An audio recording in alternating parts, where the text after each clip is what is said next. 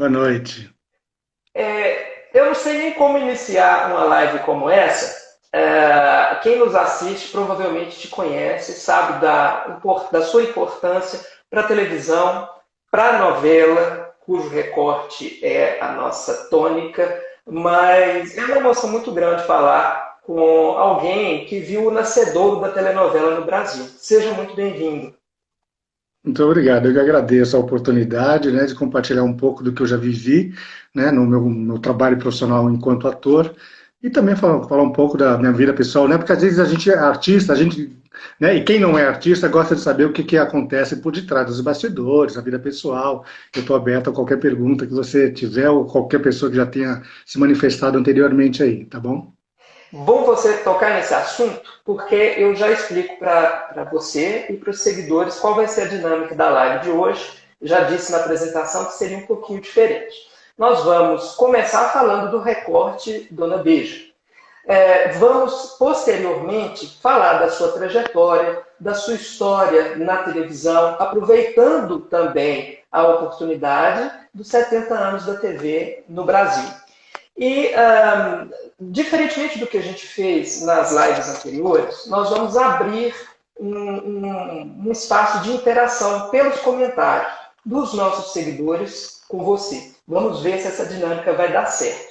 Ao longo da live, é um pouco complicado para a gente que faz a mediação pegar todos os comentários e passar para o convidado. Então, nós vamos anunciar, vamos falar com você, seguidor, que você já pode interagir, inclusive. Mas se as perguntas vão ser feitas, é claro que nem todas poderão ser respondidas. Então, tanto eu quanto você, Haroldo, podemos selecionar, você fica à vontade para selecionar as que achar mais pertinentes. E vamos encerrar também Então, falando de você. eu não ouvi a frase, desculpe. Desculpa, vamos encerrar. O final da live vai ter como foco a sua vida atualmente, os seus projetos, as suas posições, que eu já sei que são bastante interessantes. Tá bom. Bora Ok, começar. bora. Falando em dinâmica de live, eu tenho que começar por praticamente um lugar comum nas nossas entrevistas. Sempre perguntamos para o convidado como ele foi parar em Dona Beija. Bom, eu já havia trabalhado com o Erval Rossano, que foi o diretor da novela Dona Beija, em 1980, quando eu fui para a Globo, né? E depois eu saí da Globo, fui fazer teatro, depois viajei para fora, morei fora um tempo, voltei para São Paulo. E nesse meio tempo, fazendo teatro, eu entrei em contato com a TV Manchete à época, né? Mandei meu currículo, estava voltando, né, de viagem, e aí eles me chamaram, o Erval Rossano me chamou, dizendo, olha, tem uma personagem para você. Mas isso foi no início, né, praticamente no início da novela. Ele falou, tem uma personagem. Mas, pelo que eu me lembro, não era a personagem da Quarentinha, do Quarentinha, era um outro. Né? E aí eu fiquei esperando. Ele falou assim, olha, não vai ser esse aqui, espera um pouco. E o personagem só veio praticamente quase do meio para o final da, da, da novela, né? E falava-se muito mais nele do que ele aparecia, né? Tanto é que a minha participação foi muito pequena, foram algumas poucas cenas, né? Mas ele era muito falado durante toda a novela. Então ele me chamou e eu fiquei sabendo da personagem um dia antes. Foi uma loucura. Não, peraí, vamos lá, com calma. Você ficou sabendo do Quarentinha um dia antes de entrar em cena, depois de começar a Um dia antes. gravar? Meu Deus, como foi Exatamente. isso? Foi loucura, né? Assim, ele falou, sabe, você vai fazer o quarentinho, o cara que já matou 40 pessoas. Eu falei, pô, né? Como é que você, né? Assim, é difícil, né, para um ator, às vezes, né? A novela tem disso, né? A novela, ela te pega de um jeito, né? Às vezes você tem um capítulo na mão, hoje em dia, eu não sei como é que tá, né? Mas você pega o capítulo num dia para gravar no outro. Então você não tem um tempo de estudo. O que você tem é um tempo de decorar as falas. E, lógico, com a sua intuição, a sua experiência, né? E a personagem que já está de alguma maneira engatilhada, você dá sequência. Nesse caso, eu não tive nenhum tipo de nada, nenhum feedback de nada. Né? Não sabia o que era, quem era essa pessoa, nada. Eu cheguei lá, né? Peguei o avião, cheguei lá na manchete e falei, isso aqui, teu personagem, isso aqui, um bandido matou 40. Falei, legal, né? E era para gravar já, sabe, no dia seguinte, né? Então, assim, foi legal. De uma maneira, a gente fica assustado, porque não é uma personagem simples, né? Tem uma carga de energia, né? De peso forte, né? E a gente sempre fica com receio. Pá, a gente dá conta disso? Né? Eu era jovem ainda, tinha 26 anos de idade. Né? Apesar de ter começado com 8 anos de idade, já tinha já uma experiência, mas uma personagem como essa é difícil, não é fácil. Né? E aí assim, ó, a gente reza, pede e vai na intuição. E durante todo o processo, o que foi legal é que assim, eu fui escolher minhas roupas, né? Existia a figurinista, mas eu que fui correndo atrás do que eu achava que eu seria aquele bandido. Você Né? Botei aquela montou? faixa, eu que montei. Né? Botei aquela faixa, botei o anel, botei, né? Achei aquelas roupas lá todas. Ou seja, eu fui entrando na personagem. A maquiagem também, né? Não tinha maquiagem, quer dizer, tinha maquiador e tudo, mas eu fui fazendo a minha. Né? Ou seja, eu peguei um pó preto lá para dar uma escurecida, que eu já estava, né, tava muito branquinho, né? Um cara que está no mato, tá, pega sol, né? Tá sujo, né? E eu comecei a fazer, eu fui, durante esse processo de quase um dia e pouco, até chegar na gravação no dia seguinte, eu fiquei na minha, introspecto, eu andando lá se não me engano, a primeira cena foi acho que uma cena externa, se não me engano. Já faz muito tempo, eu não lembro dos detalhes, mas se não me engano foi isso, e eu ficava lá andando, pensando, lógico, falando as minhas frases, né, decorando e tal. Mas foi um processo interessante, né, de acessar um nível de composição que a gente, né, às vezes demora, no teatro a gente demora um tempo mais, a gente estuda, a gente vê composição do andar, do gesto, da roupa, de tudo, né? Isso foi instantâneo. Então, por um lado, foi um risco, né, mas que de alguma maneira deu certo. Hoje em dia, a gente vendo, né, eu revendo todas essas cenas aí, nossa, podia ter feito daquele jeito, podia ter feito de outro jeito, né, mas isso, ator é assim mesmo, a gente sempre está sempre se corrigindo e achando que podia fazer melhor. Mas a gente que é público pode dizer de cadeira, ficou perfeito. O Quarentinha é um personagem completo.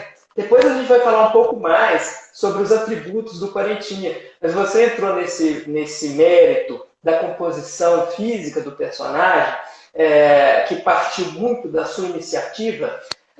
Me parece que você é figurinista, né? Você já era figurinista também naquela época?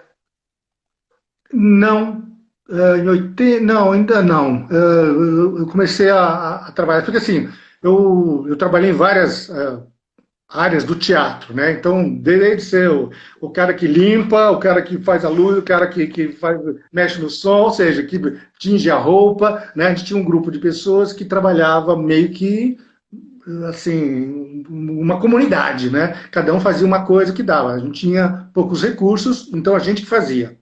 Então, a gente aprende muito nisso, né? Então, o figurino foi uma das partes. Eu não fui um figurinista, eu fui assistente de figurino, né? Mas, ao mesmo tempo, você tem todo o conhecimento, você estuda, você olha, você vê, você está em contato com grandes profissionais. Eu tive a oportunidade de trabalhar com vários deles, né? Tanto na televisão quanto no teatro, e isso, né, vai te dando uma bagagem, né? É lógico, você tem, de alguma maneira, uma certa facilidade para algumas áreas do teatro, da televisão, né? No teatro você pode expressar mais, na televisão já tem tudo organizado, você não precisa. Essa minha atitude, né, para a composição dessa personagem, as pessoas ficavam até achando estranho, né? Porque o cara foi lá, mexeu, fez isso aqui, né?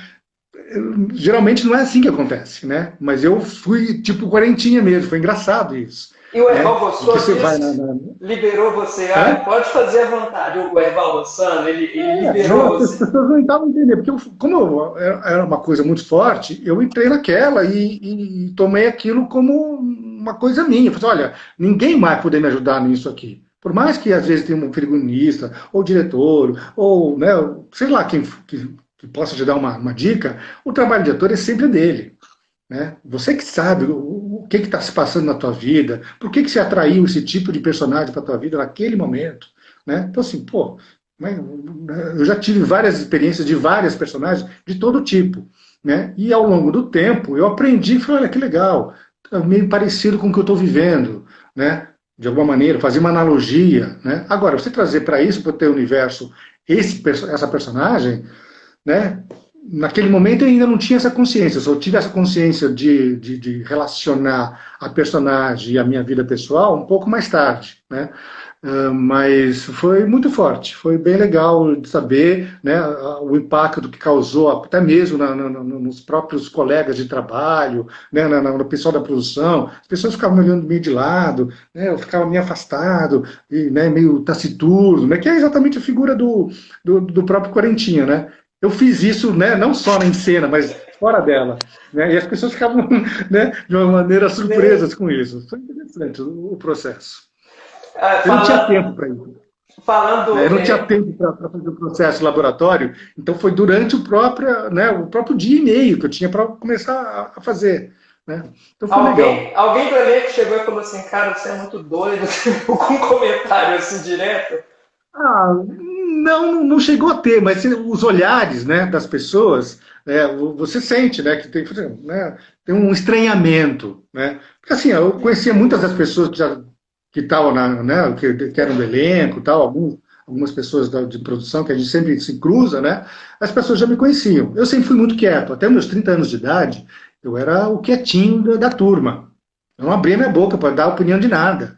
É verdade, né? Eu não conseguia me expressar. Eu fazia em cena. Fora disso, eu não abria minha boca. Então, só depois dos 30 anos de idade é que eu abri o verbo, né? E depois, se deixar falar, eu não paro, tá? Então, assim...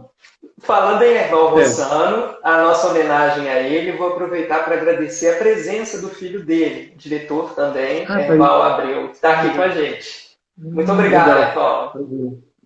Valeu. Ah, que bom. Eu tenho o maior carinho pelo Erval, né? Ele acreditou em mim quando eu estava em São Paulo. A TV Tupi tinha acabado de fechar, né? Foi em 1900 e... não lembro agora. Não, isso é, 1980, a TV Tupi fechou em 79, se não me engano. E aí eu fiz vestibular, entrei na faculdade de administração de empresas, né?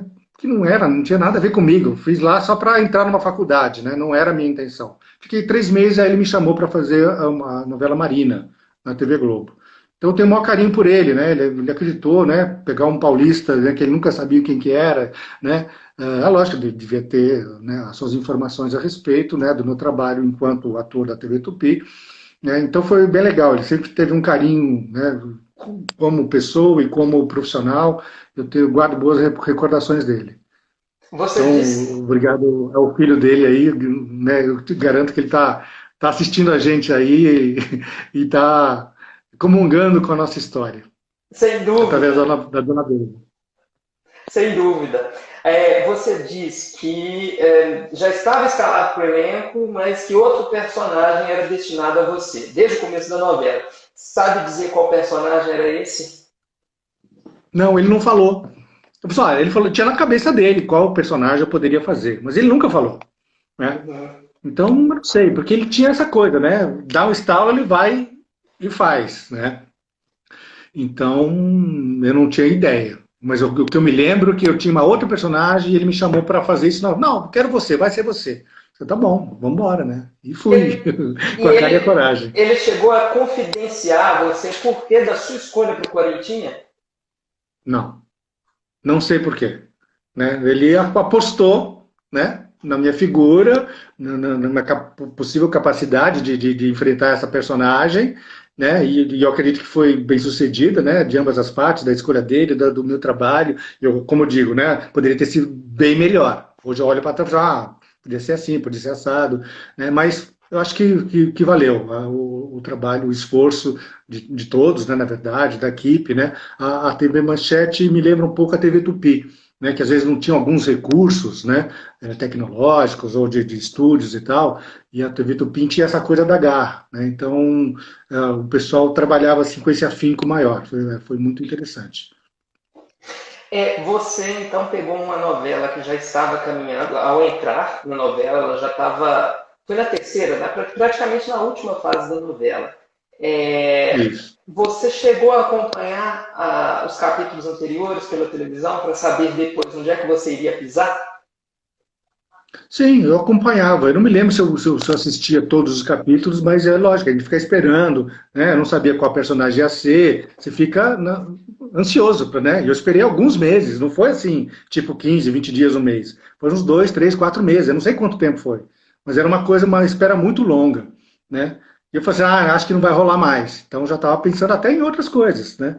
Porque a gente, como ator, a gente tem um trabalho, faz um trabalho de novela, praticamente 5, 6 meses, né? E depois você fica desempregado. Às vezes você emenda uma outra novela, ou vai para a televisão. Então a gente aprende a lidar com isso, né? Que sabe que daqui a 4, 5 meses, com o terceiro mês já está pensando para onde vai, né? Então, ao longo do tempo, eu fui aprendendo a não ter mais essa ansiedade, né? Porque a gente fica, né? Porque a gente tem que pagar conta, pagar aluguel, pagar, né, comida, e você tem que ter emprego, né? Uma profissão muito difícil, né? É lógico, depois de um tempo que você tem né, uma carreira e tal, essas coisas funcionam com mais facilidade. Mas mesmo assim você tem momentos de dificuldade, né? Né, a carreira de artista, de ator, principalmente, é muito difícil, né? Para você sobreviver dela, né? E, então, graças a Deus, eu tive sorte. Nunca ganhei milhões, né? Mas dava para pagar minhas contas, né? Dava para comprar uma roupa legal, dava para ter meu carro, né? Ter meu aluguel. Foi tudo sempre legal, né? Então, eu agradeço. Eu trabalhei como ator profissional durante 22 anos, né? Desde os 8 anos de idade até os 30. Então, eu agradeço e olho o meu passado com uma reverência, sabe? Às vezes eu acho que é de uma outra encarnação, de tão longe, de tão distante que é, né? Porque já faz muito tempo que eu parei, né? De atuar, né? Nunca deixei de estar em contato, de fazer outras coisas relacionadas, mas a gente fica um pouco distante, né? Do contato, às vezes, com os amigos, com os atores, né? Pessoal de produção. Você, Então, foi uma época boa. me desculpa, você fala das dificuldades como ator, e eu lembro agora das nossas dificuldades como entrevistador, da minha dificuldade como entrevistador amador. Eu vejo pelos comentários que disseram que o áudio está dando eco, pelo menos o meu. Então, qualquer problema na transmissão, pessoal, vou pedir a colaboração de vocês, de falarem conosco se há algum problema de imagem, de som, porque a gente tenta ajustar, tá bom? E eu já peço desculpas por isso. Voltando agora, Haroldo. Uma coisa também que é inevitável não passar por ela, o Quarentinha ele entra, como a gente já disse, já do meio para o fim da novela, e vem trazendo uma carga, uma energia muito forte, cenas muito fortes, brutais até, muito sangue, né? Saindo também um pouco daquele lirismo do romance da Beija com Antônio, da Maitê com Gracinha. Você sabe porque chegaram a te dizer por que colocar um Quarentinha dentro dessa narrativa? Não, o pouco que eu me lembro, eu não sei nem se ele fazia parte dessa história. Eu me lembro que na época eu li alguma coisa de quem era esse Quarentinha. Agora esses dias, né? Eu fui pesquisar no Google e tal, não achei nada, né? Então, assim, quem foi Quarentinha? Não achei. Mas eu me lembro que na época, eu falei, olha, foi um bandido mesmo e tal, matou 40 pessoas. Eu sei, eu não tinha muita informação sobre ele, né? Se tinha pai, se tinha mãe, se tinha irmãos, eu não sabia nada. Então você cria da sua cabeça essa personagem. É lógico, tem o histórico dele, né? É lógico, para uma novela, apesar de ser uma personagem muito violenta, né? Mas ao mesmo tempo com uma cara de jovem, né? Essa coisa de ter uma coisa de jovem, né? De uma certa inocência, né? Que eu sempre carreguei ao longo da minha carreira, né? Às vezes ser ter uma imagem mais jovem do que eu aparentava, né? Eu tinha 26 anos na época, mas tinha cara de 18, 20, né? Então, assim, a barba ainda estava para crescer. Nos últimos dias de gravação, que a barba estava um pouquinho maior, né? E, então, assim, trazer uma personagem como essa para uma novela dá é um gancho, né? Porque as pessoas querem o vilão, ou querem o bandido, ou querem aquele que, de alguma maneira, trouxe um medo para as pessoas da novela, né? Para as personagens da novela. E, na verdade, a gente sente isso no nosso dia a dia, né? Da nossa vida, né? De um bandido, de assalto, de uma série de coisas. Né? A gente se depara com os nossos próprios medos. Né? Então, a novela, a arte, de representar, né? Ela tem muito disso, da identificação e de você utilizar aquilo que você está vendo como um processo de crescimento pessoal e espiritual. Né? Eu encaro a arte como essa forma de entendimento e de autoconhecimento. Né? Até aquele momento, eu encarava aquilo apenas como uma profissão, fazia parte do meu currículo e seguia em frente. Né? Qual é o próximo? Né? E hoje em dia a gente vê, hoje em dia eu já estou um pouquinho mais velho, né? Já sou um idoso, já estou com 60 anos de idade. Essa novela foi há 36 anos atrás. Faz muito tempo, você não tinha nem nascido, né? Não, não Então, tinha. assim, eu acho legal, né? O interesse de você, de outras pessoas que estão envolvidas, né, nesse grupo aí, né, de se interessar pela história da TV, né? A gente está passando 70 anos da história da TV brasileira e eu acho muito legal, né? Porque a gente não tem, brasileiro não tem essa coisa de memória, né? Às vezes, há muito tempo, fica pensando, pô, eu fiz tanta coisa, ninguém está nem aí com isso. Mas, às vezes, quando chega uma situação como essa, fala, legal, né, a gente fala do momento em que a gente viveu e também de um pouco de trazer o que é que essa pessoa que fez aquilo lá está pensando hoje. Mas ou pode como ela se expressa. Eu tenho certeza de que o seu trabalho não ficou marcado só na geração dos seus contemporâneos. As outras gerações, ainda mais com a internet hoje, a gente pode acompanhar trabalhos antigos, né? As novas gerações acabam admirando o que você fez também. Eu achei engraçado aqui nos comentários o Tiago Leonardo, que é o nosso administrador, o idealizador da página, falando que você parecia um anjo matando todo mundo. E antes de a gente fazer a entrevista, conversando sobre como vai ser, o que a gente vai perguntar, ele fez uma análise tão perspicaz do seu personagem que eu faço questão de reproduzir para você. E tem a ver com essa questão da sua juventude. O Quarentinha, primeiro ele é anunciado na novela, todo mundo falando, o Quarentinha está se aproximando de Araxá, e todo mundo com medo, e a gente aguardava aquele clichê do bandido novelístico, teledramatúrgico. E aparece um adolescente que coloca medo na maioria praticamente todos os homens bravios do sertão mineiro daquela época, e praticamente, né, com perdão da palavra, mas um sex symbol assassino. E isso dialoga muito também com outros pontos de caracterização da novela. O Gracindo Júnior, por exemplo, que já tinha 40 anos na época em que atuou, fez um personagem na primeira fase que tinha 17. Então, você acha, ou chegou a ser falado taxativamente para você, que a direção de elenco queria brincar com isso, queria quebrar o clichê? Olha, eu acho que, na verdade, isso partiu do próprio Erval, né? Ele já sabia da minha figura, me conhecia. Eu acho que ele poderia ter escolhido um ator mais másculo, mais forte, né? Um homem, né, que já tivesse matado 40 pessoas. Acho que trazer esses extremos, né, de um jovem, né, um adolescente ter matado 40, né? Isso acontece uma vez, uma pessoa em 1 milhão, né? Então, assim, acho interessante essa abordagem, né? Eu já tive várias outras personagens durante a minha carreira, exatamente trazendo essa dualidade, né? Dessa coisa da inocência e também tem esse outro lado obscuro que todo mundo traz, né? Todo mundo tem isso dentro de si, né? Então, eu, de alguma maneira, eu representei e trouxe isso, ou as pessoas que me chamaram sabiam de que havia dentro de mim essa possibilidade, a possibilidade de expressar isso enquanto ator, né, para poder ter né, porque assim, podia dar tudo errado, né, essa personagem. Pô, o cara foi lá, não rolou.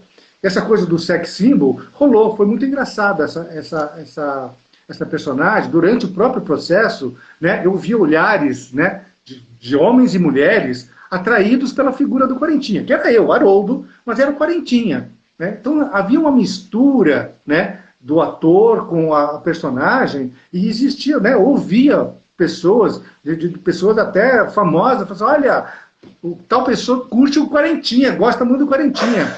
Achei, legal, obrigado, né? A gente fica envaidecido e tal, mas foi muito interessante por esse lado, né?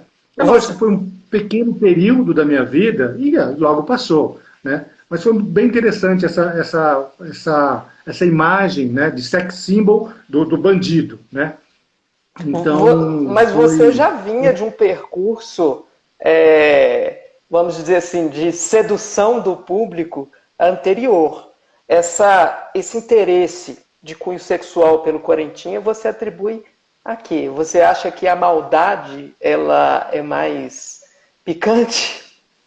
Essa coisa do bad boy, né, do obscuro, né, todo mundo se atrai por isso, né, que é um desconhecido.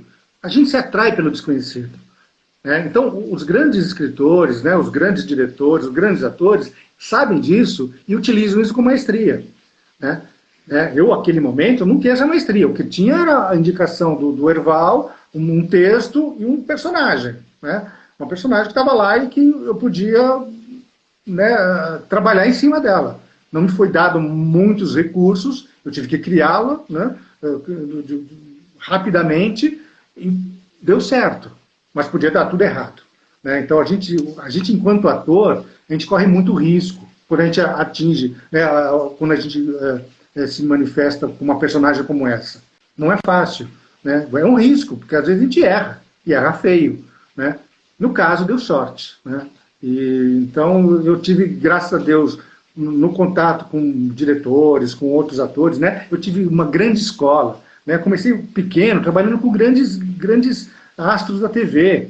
Né? Então, eu era sempre pequenininho e ficava só observando.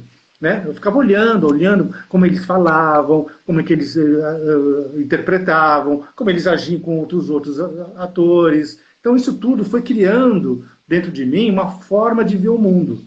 Né?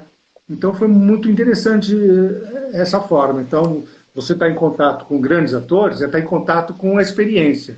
Né? Se você tiver olhos, você consegue trazer isso para a tua história. Né? E lá você não precisa viver aquilo. Lá em Dona Beija, você também teve alguma referência dentro do elenco? Algum ator que, mesmo já tendo uma longa caminhada pela televisão, alguém em Dona Beija te servia de norte? Olha, eu nem lembro direito da quantidade dos atores, né, que estavam lá. Mas alguns deles já eram meus amigos, a gente já tinha trabalhado juntos. Né? Mas, assim... eu, de uma certa maneira, eu nunca tive grandes ídolos. Eu gosto de tal ator. Não, eu sempre admirava o trabalho. Mas essa coisa de idolatrar, isso é uma coisa que me perturba um pouco nesses dias atuais, que tem a ver com a coisa da celebridade. Né? Hoje em dia, todo mundo pode ser celebridade. Né? Hoje você faz um vídeo qualquer da vida, tem 1 milhão de acessos. Né? E você vira celebridade e até milionário da noite para o dia. Né? Antigamente, a gente tinha, nessa luta, né, por ocupar um espaço através da televisão, um trabalho sério, né, e de dedicação. Então, a forma da gente se manifestar hoje em dia com relação à profissão de ator me incomoda um pouco. Né? Uma das razões da qual eu me afastei, né, do ramo artístico enquanto profissional, né, da representação foi essa. Né? Me incomodava muito a forma de ser encarado o trabalho de ator ou a própria profissão como uma mercadoria. Né? E você, de alguma maneira, você fica se vendendo ou seduzindo as pessoas. Então, a gente chega um momento em que a gente fala assim, olha, peraí, né? Aonde eu quero chegar? O que eu quero da minha vida? Né? E nesse momento da minha vida, que foi aos 30 anos de idade, eu optei por um caminho muito radical. Né? De simplicidade. Né? Se der tempo, a gente conversa sobre isso. Nós vamos chegar lá. E eu te digo tá? Assim, pode ter sido muito bom para você, mas para a gente não foi, não. Tem isso. Assim, é lógico, tem muitos atores. Assim, a cada dia aparecem 10, 15, 20 atores, novos atores, que são muito bons. Né? Às vezes não tem a mesma chance, não tem a mesma oportunidade, ou o mesmo olhar de um diretor. Né? Porque hoje em dia tem essa coisa do diretor descobrir novos atores. Eu via muito isso lá na minha época lá, depois um pouco mais para frente, né? Olha, descobri tal pessoa, né? E o cara põe essa pessoa em evidência. Funcionou, não funcionou, põe outro. E isso é uma rotatividade muito grande. Né? E às vezes as pessoas até... Desculpa, sobre atores, você como um bom garoto da sua geração, um bom jovem da sua geração, gostava de filmes de Hitchcock, de Bang Bang? Por que eu estou perguntando isso? Já te passou pela cabeça, como você diz até ter feito, tomado a iniciativa de compor o Quarentinha por si, já te passou pela cabeça que tem uma proximidade muito grande entre o Quarentinha e o Billy the Kid? Olha, não me passou por isso, não. Mas, assim, são essas figuras, né, esses bandidos, eles são famosos, né? Eles têm uma certa qualidade, um sex appeal, né, uma rudeza, uma violência que, de alguma maneira, atrai, né, e, ao mesmo tempo, repulsa, né? Então, esse medo, né, que é o que as pessoas ficam interligadas com aquilo lá. Né? Então, assim, geralmente o mocinho de uma novela tem menos ibope, e menos acesso, e menos curtidas, hoje em dia são curtidas, do que o bandido da novela. O bandido da novela é sempre, né, o antagonista é sempre melhor. Né? Porque ele não tem medo, ele vai e ele arrisca. É lógico que tem os heróis da novela, né? E geralmente são pasteurizados, são mais bonitinhos, e faz parte, acho que é legal. Né? Acho que quando você encontra o herói e o antagonista, né, do anti-herói, né, quando eles são, né, parelhos, a peça, ou a televisão, ou a cena, cresce muito. Né? Então, isso é bem legal de você, né? Isso depende do autor, do diretor, de uma série de circunstâncias onde tudo aquilo culmina num momento especial. Então, eu, enquanto ator, eu tive raros momentos de olha, aquilo funcionou. Né? Nos comentários, é raro. A Silvana Maria Carneiro, nos comentários, falou: não sei por que a gente torce pelos vilões. Eu não torcia por você, não. Eu queria que você fosse pego, fosse morto. Você deve ter ganho uma legião de... Na verdade, não você, o Quarentinha, deve ter ganho uma legião de admiradores e de... como é que eu posso dizer? Me deu branco aqui completamente. Não seriam inimigos, não, mas enfim. Agora, também nos comentários, o pessoal está falando do olhar do Quarentinha. O Quarentinha tinha um olhar, eram seus olhos, mas a expressão do olhar, aquele olhar penetrante, como dizia o Dr. Hans, que era o personagem do Guilherme Caram, aquele olhar, ele contrastava com a sua imagem angelical. Era o único aspecto físico de vilania, de maldade que a gente conseguia enxergar. Como é que esse olhar foi composto? Pois é, aí assim, os olhos são a janela da alma, né? Você quer conhecer uma pessoa, olhe diretamente nos olhos dela, você vai perceber tudo, tá tudo ali, né? É lógico que eu não tinha essa consciência naquele momento, mas eu sabia que aquela energia que estava lá, que era dessa figura, era pelo olhar, né? Então, assim, é como uma cobra hipnotizando, né, né, a sua presa. É mais ou menos isso, né? Então, assim, essa é uma figura que a gente não dá para você racionalizar. É lógico que eu poderia, se eu tivesse um tempo, eu ia montar essa personagem até diferentemente, eu não sei, né? Eu não posso responder agora. Mas naquele momento foi muito intuitivo. E aquela figura, né, do anjo matador, né, que tem essa cara, ainda que tivesse lá sujo, com uma barbinha, com a cor descabelado, uma roupa, né, meio esquisita, tinha essa figura da inocência, né? Tem um jovem. Como é que um cara jovem mata 40 pessoas? Né? Qual o motivo que levou esse cara a matar 40 pessoas? A gente não sabe, né? E você acredita em quê? O Quarentinha era o quê? Para você, era um psicopata, era um rebelde, era com certeza. sádico? Um pouquinho de cada um desses aí. Né? A gente não, né, é difícil a gente saber, né, mas é uma pessoa que tem, né, que tem essa frieza, né, é um psicopata, com certeza. Lógico, pode ser desencadeada, pode ser desencadeada por um processo de violência na infância, de pai, de mãe, de abandono. Né? A gente não sabe direito. Né? Muitos desses estão aí na rua. Muitos deles. Né? E a gente se depara com eles. A gente olha, né, convive, está aí, e a gente não sabe que essas pessoas vivem ou viveram isso. Né? Então, só quando acontece uma situação muito extremada é que a gente vai ter contato. Mas fora isso, um psicopata é igualzinho a todo mundo, né?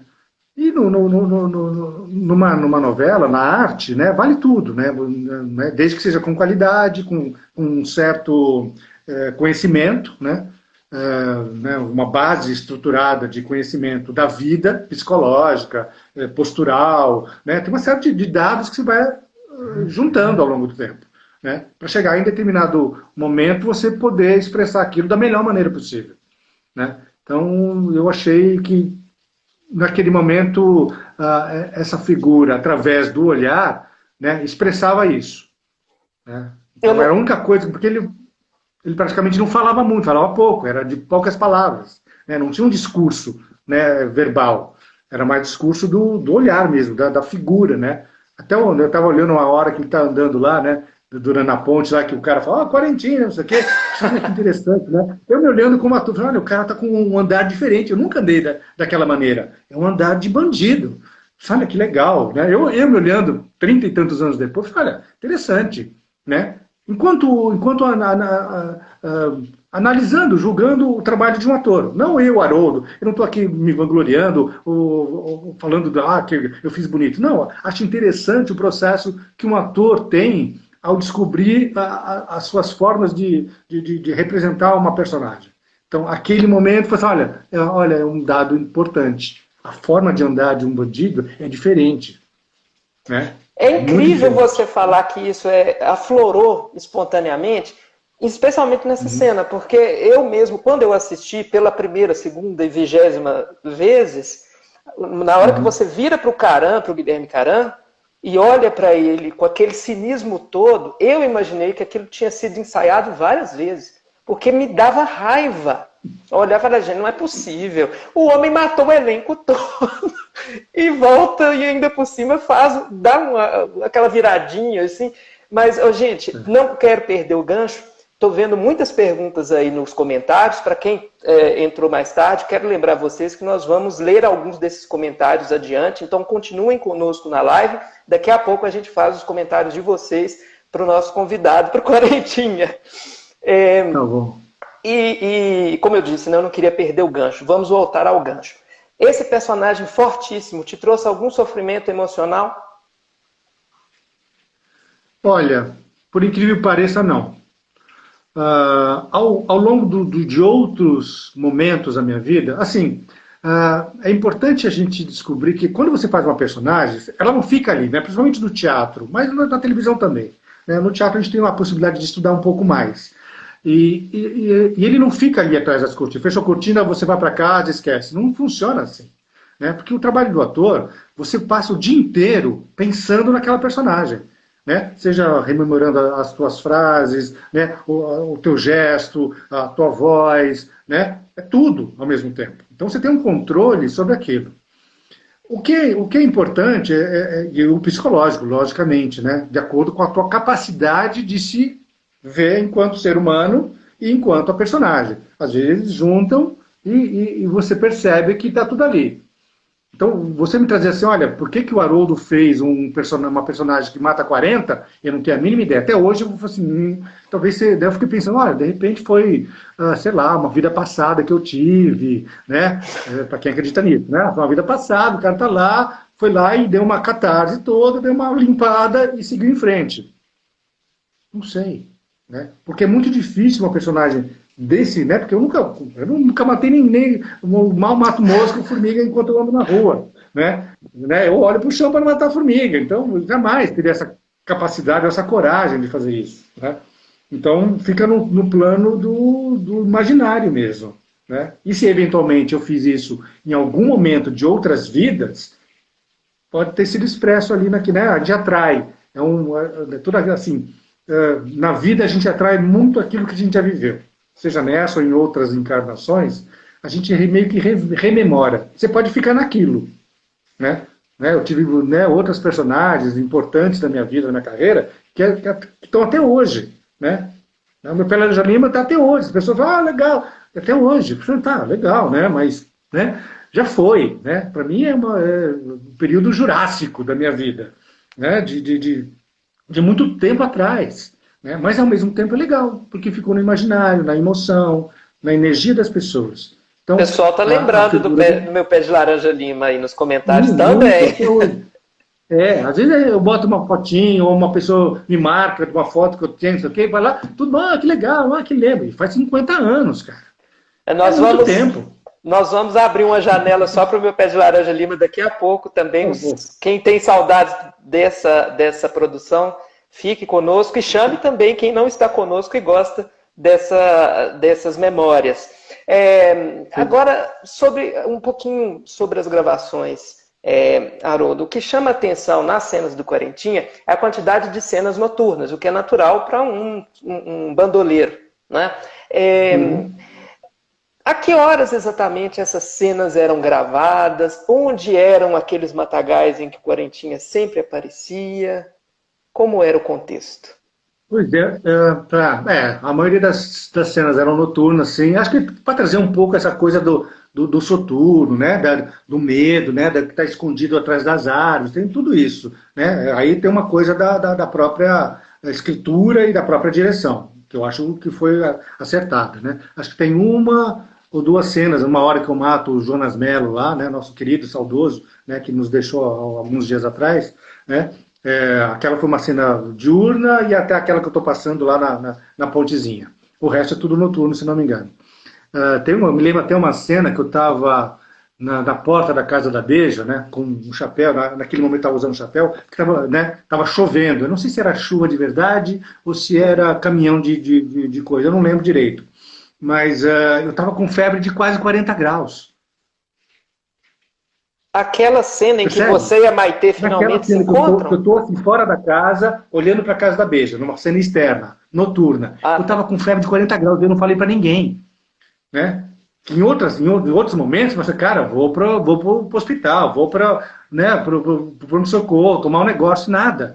Então, assim, eu banquei o durão, né? E ninguém ficou sabendo. Agora, eu estava lá, tremendo debaixo daquela chuva, né, me molhando com coisa de 40 graus.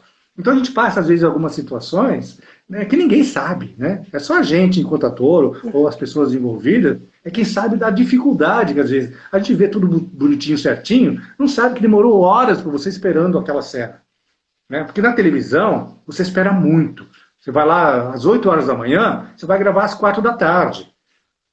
Né? Hoje em dia, a gente tenta de alguma maneira, né, a produção ficou tão, né, sofisticada, que às vezes você consegue gravar, chegou, gravou, vai embora.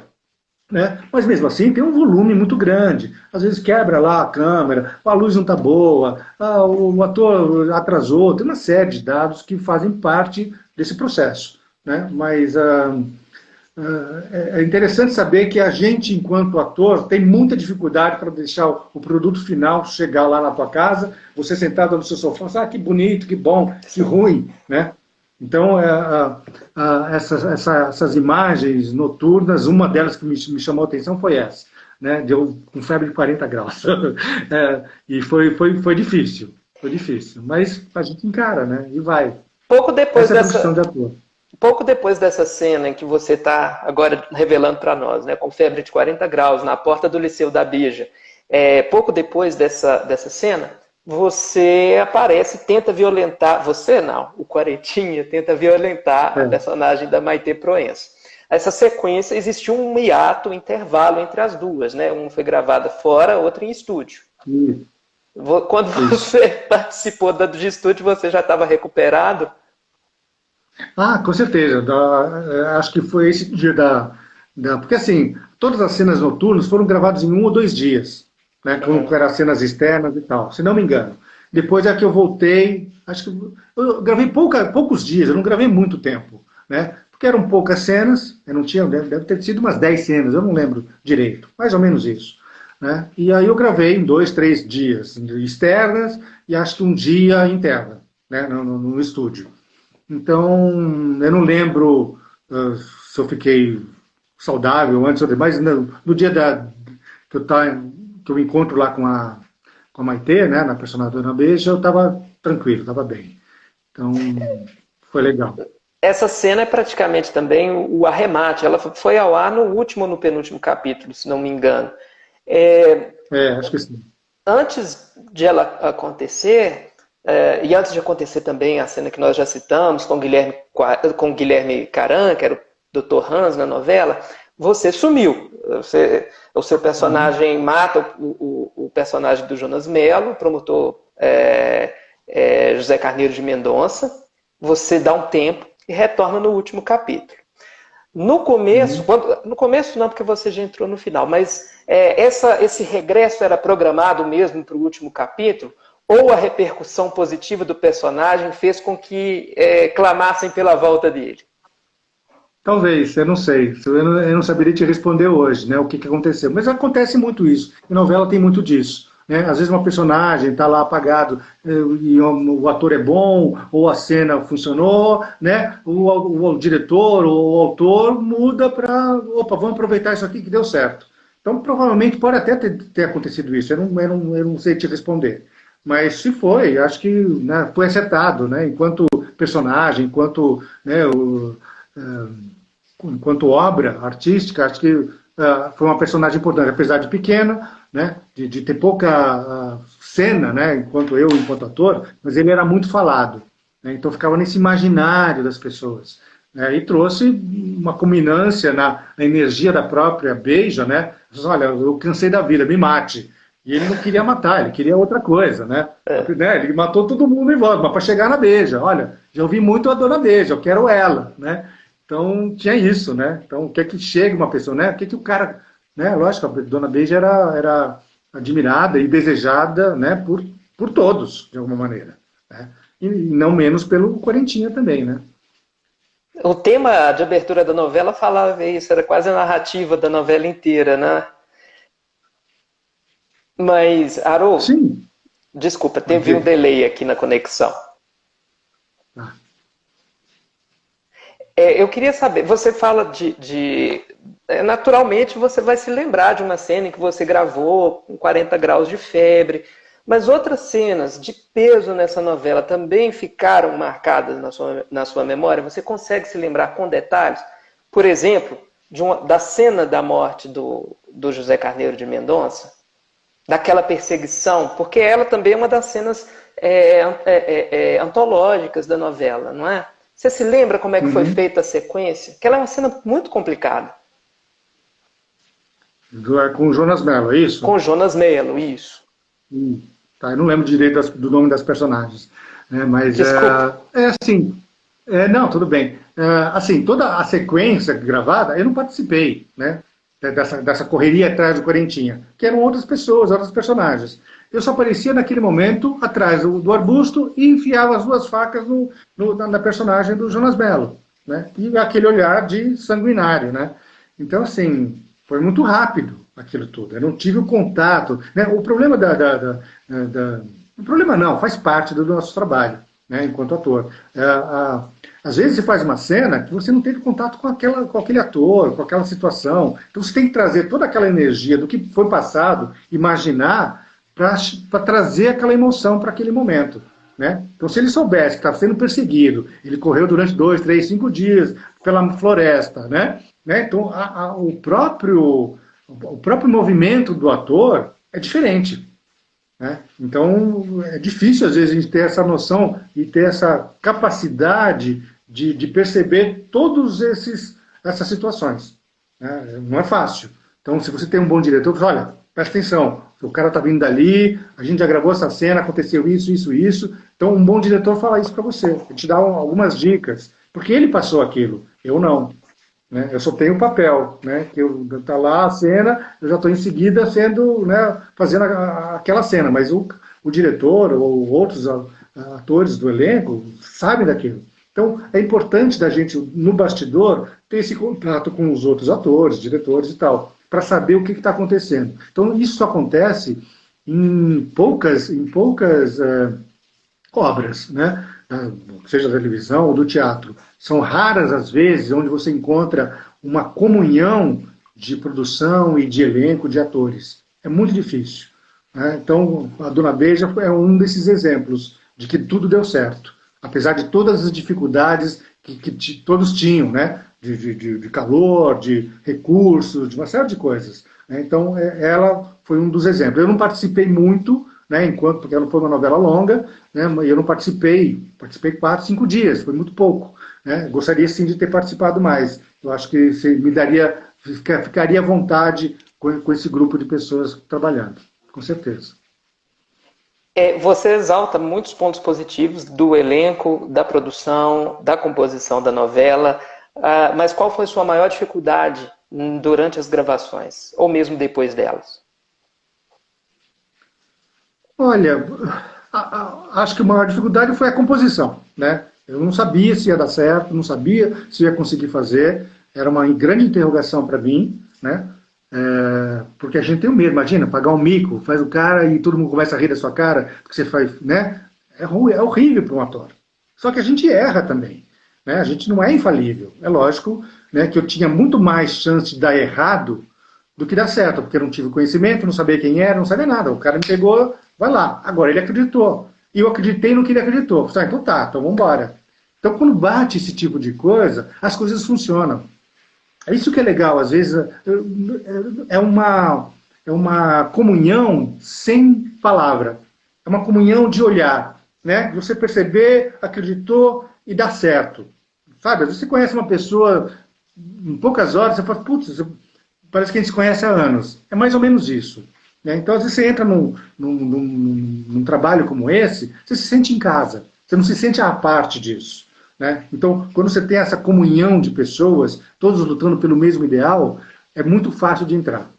Tá? Então, eu tive essa sorte, não tive né, grandes dificuldades com relação a isso, a não ser o medo. Mas depois que a coisa foi, e as pessoas, né, você sente, né, o em volta né, e o feedback das pessoas, aí eu fiquei tranquilo. Né? Agora, tem um resultado final, né, do quanto o telespectador vai gostar disso ou não, né? Porque tem um delay, né? Ou seja, você grava hoje e essa cena vai passar daqui a 10, 15, 20 dias. Às vezes uma semana, às vezes no mesmo dia. Mas naquele tempo era 10, 15 dias. Então você não sabe direito. Você fez, você não sabe a resposta disso. Né? Então é meio que, vamos lá, é um risco. Então eu acho que deu certo. Né? Foi uma das produções em que eu enquanto trabalho de ator, não tive muito receio, a não ser esse, de errar na composição. Você pode dividir com a gente alguma situação inusitada que a imprensa não contou, que ninguém sabe, que vai ser uma surpresa para todo mundo agora? Tem comentário aqui do tipo, como você foi picado por pernilongo no Matagal, se você viu a voz se você ouviu a voz do Quarentinha dublada para o espanhol, tudo isso a gente vai tratar daqui a pouquinho, mas isso me força a perguntar, tem alguma situação inusitada, alguma curiosidade que você pode dividir com a gente? Até posso, mas não posso falar o nome, tá? Na época, né, eu estava lá e uma das pessoas que trabalhava no elenco se engraçou comigo, né? E a gente começou a namorar. Só que a gente namorava escondido. Ninguém ficou sabendo, né? E depois eu saí de lá e fui fazer como chama? Mania de Querer, que foi uma próxima novela, em 87, se não me engano, da Manchete, né? E essa pessoa que eu tive contato, a gente namorou quase, não chegou a um ano, mas ela trabalhava numa outra novela, né? E a gente namorava escondido, a gente chegou a morar junto e tal, né? Mas ninguém ficou sabendo. Só ficaram sabendo depois que a gente se separou. Então, assim, foi um segredo que a gente manteve, né, durante esse período, né? Não sei porquê, bobagem também, né? Mas que a gente fica sempre, quando a gente... eu sempre fui muito reservado com relação às minhas, né, as minhas intimidades, né, na tua vida privada, né, e isso é importante a gente ter. Uma das coisas que a gente sofre muito enquanto ator, enquanto figura pública, é que você não tem mais vida privada. Você vai ao restaurante, você vai ao mercado, você vai ao cinema, você não é mais o Haroldo, né, você é aquele ator, artista famoso ou não, em evidência ou não, né, que vai ter que dar autógrafo, vai ter que tirar foto, né? Muitas das rugas que eu tenho aqui foram de tudo bem, vamos tirar foto, né? As rugas de tanto, é verdade, cara. Minha bochecha, enquanto eu era pequenininho, ai, que lindinho, que bonitinho. Pô, né? Mas chega uma hora, cara, eu cansei disso, cansei, né? Chega uma hora que cansa. Né? Então, hoje em dia, eu sou um anônimo, um famoso anônimo, né? Eu vou à rua, vou ao mercado e tal. Muita gente sabe que eu já trabalhei, mas como eu não estou mais em evidência, não estou lá fazendo sucesso numa novela, alguma coisa assim, as pessoas, legal, tá. Então, assim, a coisa segue, na boa. Mas a gente está querendo te relançar. A gente quer te relançar. Não sei. Uma das coisas que eu, eventualmente, né, eu gosto muito de filme, de assistir filme, muito, adoro. Se deixar, eu fico o dia inteiro assistindo filme. Né? Se eu voltasse a atuar, talvez fosse para fazer cinema. Mas eu não corri atrás. Se algum dia alguém falar, e me chamar e achar que tem a ver, né, eu até posso me propor a fazer isso. Porque eu acho o cinema uma linguagem interessante. Eu tive fiz dois pequenos trabalhos, né, 3 pequenos trabalhos, 2 pequenos curtas e um longa-metragem, que era uma personagem pequenininha, assim, tipo um Quarentinha na vida. Um jornalista que vai lá, entregar jornal e era morto por uns bandidos, chamado Paranoia, que fazia era Lucélia Santos, se não me engano. Né, um filme de 1900 e bolinha, sei lá, tinha 1970 e pouco. Né? Então, sim, eu gostaria, né, enquanto, né, imaginário da minha cabeça, mas eu, enquanto Haroldo, falo assim, olha, dá muito trabalho, né? Porque você tem que criar toda uma história que não é sua. Você tem que acessar energias, situações, emoções que não são suas, ou que foram suas e que você adapta para aquela situação. Eu me lembro quando eu era pequenininho, e eu chorava muito. Mas como é que você chora? Não sei o quê. Eu pensava no meu avô que tinha morrido. Né? Toda vez que eu lembrava do meu avô, eu chorava. Então, é uma maneira. Então, toda vez que você tem que chorar, você tem que lembrar do seu avô que morreu. É ruim, né? De alguma maneira. Né? Por um lado, você traz uma figura que você era querida, né? Mas é triste, você tem que toda vez trazer isso. É lógico que existem técnicas outras para isso, né? Que é de você trazer essas emoções. Então, ficar revisitando algumas coisas é importante, é legal, é importante como via de autoconhecimento, a arte. Se você for apenas para ser famoso, ganhar dinheiro, cara, tu está indo para o outro lado. Está indo para o lado da tua vaidade, do teu ego, né? E você vai fazer mais mal para você e para a sociedade do que bem. Né? Então, muitos dos cursos que eu ofereci, ou dos movimentos que eu tive, era sempre para trazer para as pessoas esse olhar para dentro. Olha para si. A arte serve para isso. Não é para você ficar famoso e rico. Se ficar famoso e rico, maravilha. Mas não tome isso como a coisa mais importante. Que hoje em dia a gente transforma isso em celebridade. Né? Então a pessoa é célebre. O que ela faz? Ela não faz nada às vezes. Não? Tem uma coisa que é bobagem, é superficial. Não vai trazer nenhum bem para a sociedade. Então, a gente, enquanto formador de opinião, a gente tem sabe, a gente tem um compromisso, né, de responsabilidade sobre o que fala, sobre o que pensa e sobre o que faz. Né? Porque muita gente está lá, eu gosto do Haroldo, porque ele fez a personagem isso, não sei o quê, vou vestir a roupa que ele está usando, vou montar 40, né? E daí todo mundo vai olhar para mim. Não pode. Né? Ela tem que saber separar isso. E o maior problema dos atores em dia, e quando eu revisitei alguns amigos que fazem sucesso, ou fizeram sucesso, que a gente trabalhou juntos, é a forma que tem de separação do ator e da pessoa.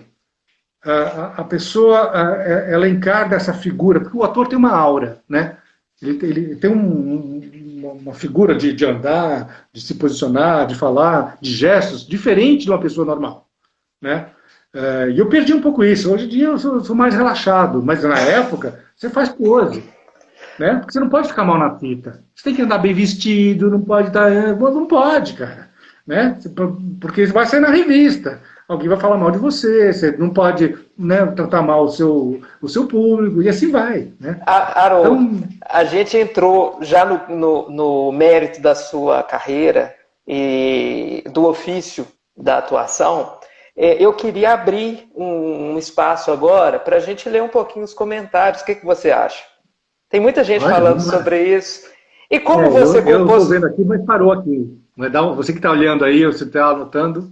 É só Manda descer para um mim. pouquinho, pode descer Eu até o sei, mas eu não final. sei aqui, Ah, apareceu as letras. Aí eu tenho medo de apertar e a gente sai fora do ar. Já aconteceu uma vez disso numa live, então não é legal. Tá? você prefere que eu faça então as perguntas Isso. ao Faz a invés? pergunta aí. Ok. Isso. Escolhe Vamos aí. ver. Vamos ver. Não vou fazer a pergunta, mas parece que as pessoas encontraram o nome da atriz com quem você teve uma fé. Isso eu não vou tratar aqui. Frases Tá. motivadoras Vida 21. Quer saber qual a repercussão? Deixa eu reler a pergunta. Se você teve, se o seu trabalho repercutiu fora do Brasil em virtude de Dona Beija. Não. Eu sei que passou em alguns países por aí, né? Às vezes a gente não tem nem noção de onde, por onde as novelas passam, né? Por exemplo, a gente deveria, enquanto ator, receber algum dinheiro sobre, né, a, a, a venda desse produto para outros países. Então, mas eu não recebi nada, né? Então, assim, nem sei para que país foi. Porque quando você tem recebe, olha, passou na Espanha, passou na Itália, passou nos Estados Unidos. E você, olha, passou isso, você recebe tanto. Eu nem sei onde passou. Então, nunca tive um feedback da minha personagem de outros países. Não tenho isso, não. O Cris TGO 1979 pergunta assim: e a parceria com a Ivani Ribeiro? Aí eu também pergunto: e a parceria com a Ivani Ribeiro? A Ivani foi uma figura, né, além de ela ter uma das maiores, se não a maior telenovelista, né, dramaturgo, né, ela sabia fazer a coisa, né, ela tinha uma simplicidade, né, e criava personagens às vezes do zero, do nada, né. Ela foi uma figura importante. Eu trabalhei em praticamente todas as novelas, enquanto eu trabalhei na Tupi, a maioria delas foi da Ivani. Então ela sempre tinha, guardava para mim, no cantinho do coração dela, uma personagem para mim, né? Eu acho que talvez isso tenha ficado mais forte depois do sucesso lá do Meu Pé de Laranja Lima, né? Que ela foi né, a adaptadora, né? E transformou um livro que é super pequenininho em quase 200 capítulos, né?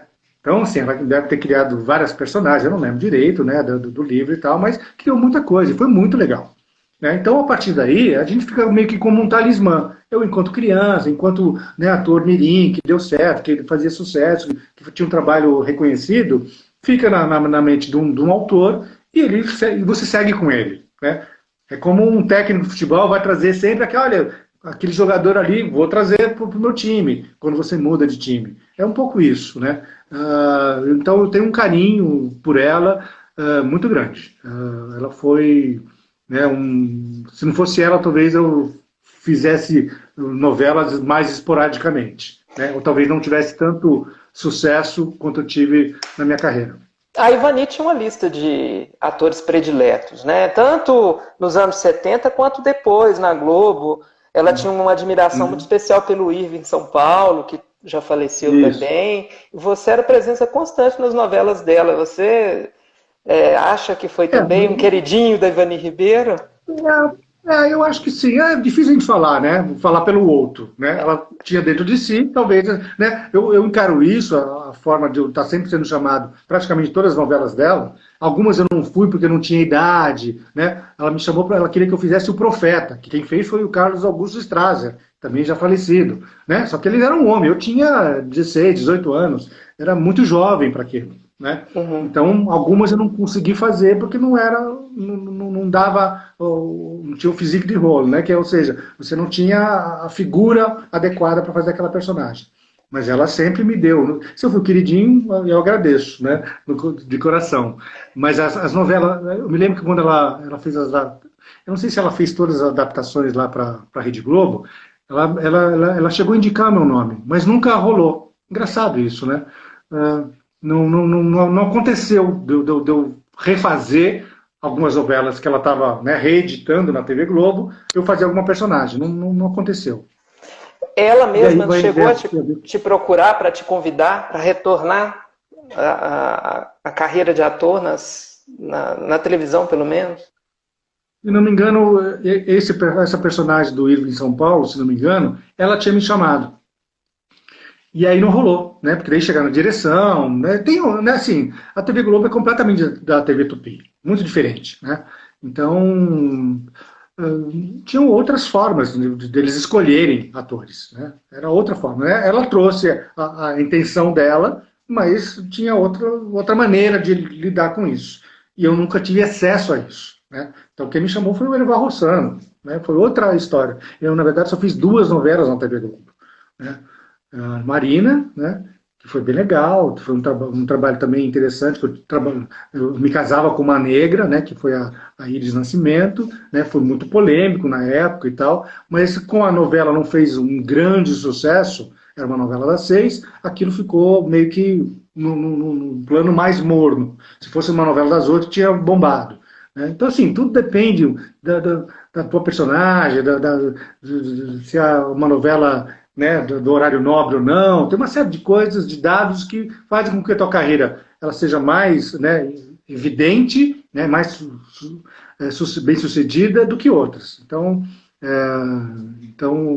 eu me lembro que eu tive poucas novelas onde eu tive essa possibilidade de estar mais em evidência.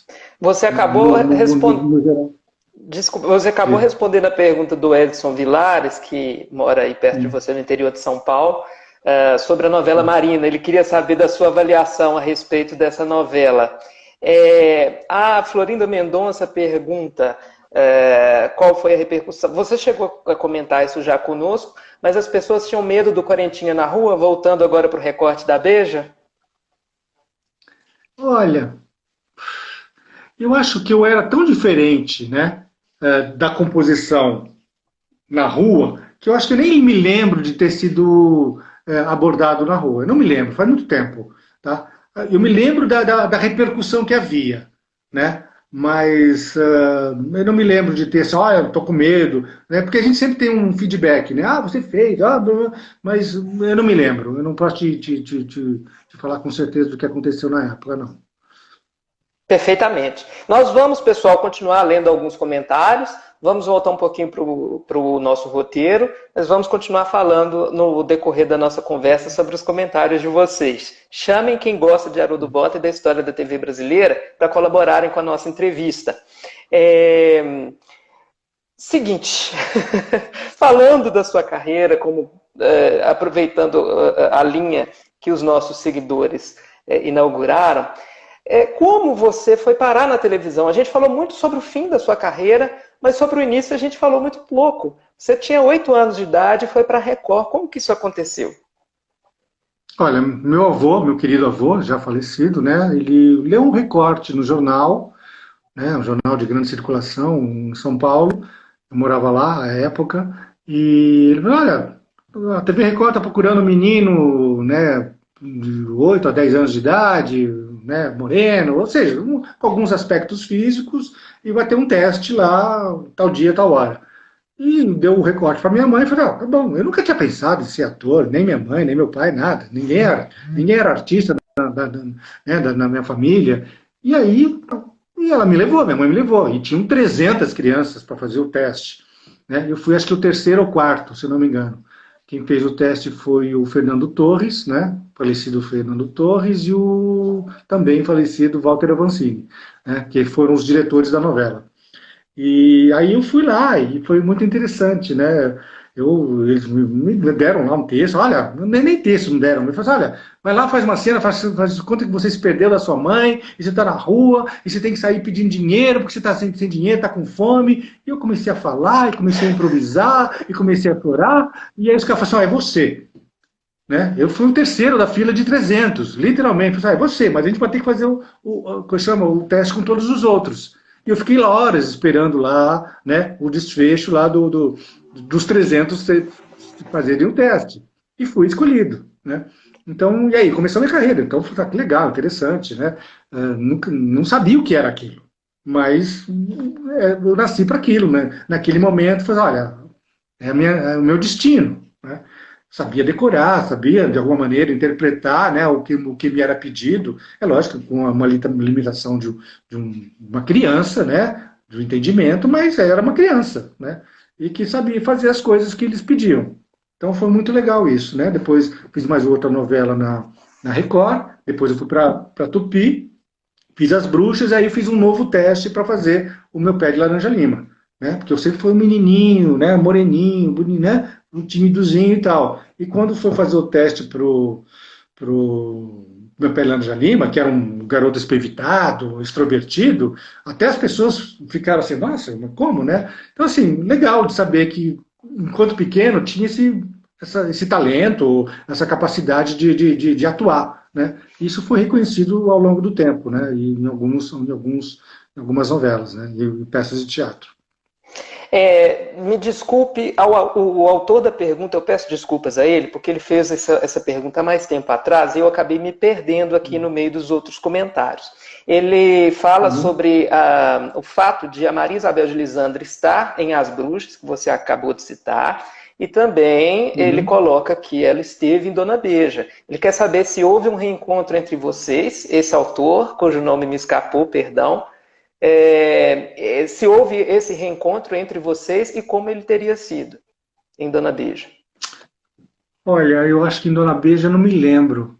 Eu não me lembro de ter. Porque assim, quando a gente faz as cenas, são geralmente com os atores que estão ali marcados para aquela situação. Então, muitos dos atores que fizeram a novela, eu não tive nem contato. Às vezes amigos e tal, não tive contato. Então, eram só aqueles que estavam ali, faziam as mesmas cenas ou cenas do dia, né? Então, provavelmente eu não devo ter me encontrado com ela, eu não me lembro, né? Mas assim, é lógico, a gente está sempre se reencontrando com outros atores, né? Como a gente fez várias, né? Eu fiz várias novelas e tal, a gente está sempre se trombando, né? Está sempre se encontrando. Mas eu não me lembro da Maria Isabel de Lisandro nesse momento, eu acho que não. A gente não fez parte do mesmo. Porque assim, como eu não fiz parte do início, quando você senta com um elenco para saber qual é a tua personagem, né? Você se conhece, oi, tudo bem, né? E ao longo do tempo, se você vai tendo contato, né? E vai sendo amigo de uns ou de outros, ou mesmo no final da novela, quando tem o último capítulo, você senta lá, toma uma, festeja e tal. Eu não tive isso. Nem o início, nem o fim. Né? Eu gravei e voltei para São Paulo. Então, eu não tive esse contato com o elenco, né, como um todo, só aqueles poucos com que eu contracenei. Agradeço a quem fez, a pergunta está respondida e eu agradeço e peço mais uma vez perdão por ter fugido o nome do autor da pergunta, que foi super interessante. A gente estava falando sobre a sua atuação mirim nas telenovelas e você disse que não sabia muito bem o que era aquilo, mas na sua cabeça, o que era aquilo naquele tempo? Pois é, o grande barato que eu agradeço, assim, hoje em dia a gente vê algumas situações de atores mirins que crescem e têm problemas sérios, né? Principalmente os de fora, né? Os daqui eu não tive contato, não sei para onde a vida deles se encaminhou, né? Então, assim, eu me lembro quando eu fiz o meu Pele Angelino, e foi um sucesso nacional, que eu não poder sair na rua, eu não fiquei, que eu me lembre, eu não fiquei, sabe, envaidecido daquilo. Né? Porque o sucesso ele é muito legal, mas ele é complicado. Né? O sucesso ele te tira do chão, e você acha que você é melhor do que as outras pessoas. E eu, em algum momento, um pouco maior, quando eu vim para a Globo, eu senti um pouco isso. Né? Porque eu trabalhei durante 10 anos na TV Tupi e o reconhecimento era grande, mas não tanto quanto da Rede Globo. Porque quando eu fui para a Globo, você saía na rua, as pessoas sabiam o que era você, mesmo que seja uma personagem pequena, isso que te paravam em qualquer lugar. E aí você começa, aí você é chamado para ir ao restaurante, às vezes você não precisa pagar a conta, porque o cara vai tirar foto, vai botar lá no coisa, você é chamado para pré-estreia, você é chamado você vai pegar um avião, o cara te põe na fila, você não pega a fila, você vai ao banco, o caixa fala assim, não, pode deixar aí que eu faço para você. Então você começa a ter uns privilégios, né, que você começa a achar que você é um pouco melhor do que os outros. E aí que a porca torce o rabo, né? A maioria dos atores, eu vi muita gente subir como um meteoro e da mesma maneira cair e ir para o fundo do poço e ser esquecido. Mas isso te trouxe, você chegou a ter essa sensação de deslumbramento? Tive.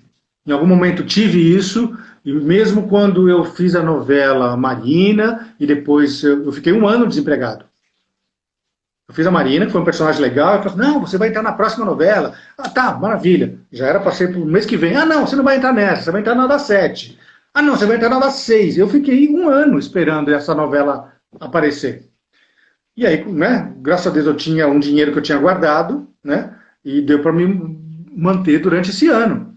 Porque é aquela coisa, se você não trabalha, se você não guarda, você fica desempregado, você volta a estaca zero, meu. Né? Eu nunca tive, não tinha, minha família é classe média. Meu pai trabalhava, ganhava um salário, pagava as contas, nunca foi de sobrar. Né? Então, eu tive essa possibilidade de ter esse ano aí segurando as pontas. Né? E aí me chamaram para fazer uma novela chamada Mania de O Querer? Amor. Como chama? Não. O Amor. Nossa, esqueci, posso lembrar. O Amor é Nosso. Do, foi com o Fábio Júnior e com a. Não lembro agora.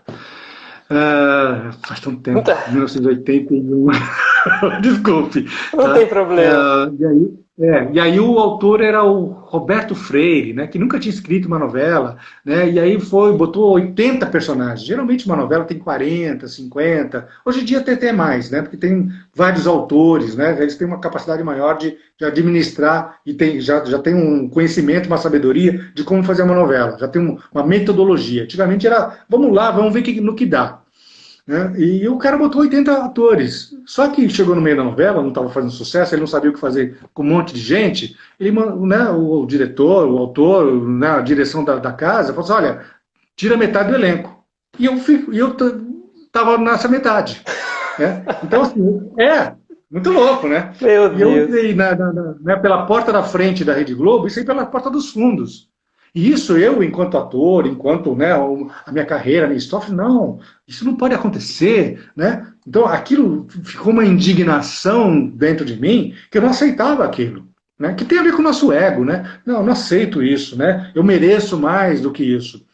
E só fui perceber isso uns 7, 8 anos depois. Falei, cara, que bom que eu saí pela porta dos fundos, né? Eu me descobri como outra pessoa, né? Então, às vezes a gente tem o sucesso é muito bom, mas ele te aprisiona, né, num pedestal ou numa redoma, enquanto ser, né, que você se perde. Eu vejo muito isso. Não só na arte. A arte né, ela está muito mais em evidência que qualquer outra profissão. Mas em qualquer lugar que você vá, se a pessoa está lá naquilo lá, ela está naquela casca, ela está presa. A percepção do sucesso veio na Globo. E a percepção da TV? Quando você, porque né, é natural que você, enquanto criança, não soubesse o que estava acontecendo. Mas quando é que você passou a saber que estava na televisão, que você era um ator e que existia ficção e realidade? Enquanto ator de TV, eu acho que eu não cheguei a ter essa consciência né, me vendo lá para trás, olha, eu não tinha consciência disso. A gente é muito jovem, né? É lógico que eu comecei a trabalhar desde pequeno e isso, né, foi minha profissão durante muito tempo. Então, dos 8 anos até os 20 anos de idade, quando eu fui para a Globo, né, já tinha 12 anos de carreira. Não é muito, mas também não é pouco, né? Mas enquanto capacidade de assimilar psicologicamente, ou do quanto você é enquanto ser humano, e ter essa percepção do que é o sucesso, do que é a TV, da importância que você tem, isso eu acho que eu não tive essa consciência. Tive só depois que saí dela. Né? E você começa a olhar de fora, você percebe o que é aquele veículo. Né? Que é uma máquina de fazer doido, na verdade. Né? A máquina da TV, ela te engole. Né? Porque tem todo um processo que te pasteuriza. Né? Eu me lembro quando fui fazer, uma das coisas que eu fiz, que foi, logo quando eu tinha uns 24 anos de idade, eu fui fazer telecurso segundo grau. Né? Fazer peças de teatro, uma peça de teatro completamente alternativa, e depois fui fazer o telecurso segundo grau, onde o fio do cabelo não podia sair do lugar. Era um bonequinho que falava. Né? Eu apresentava aulas de matemática. Tinha um professor que dava as aulas e eu era o cara. Né? Então, assim, você tinha que fazer tudo certinho, bonitinho. Você não podia sair fora 1 milímetro. Era muito engraçado, ao mesmo tempo, você viver aquilo, você tá tudo bem, mas pagava minhas contas.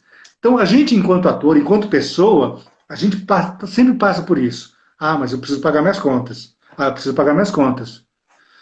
E isso, né, se modificou radicalmente aos meus 30 anos de idade. Se vocês quiserem saber, eu até conto.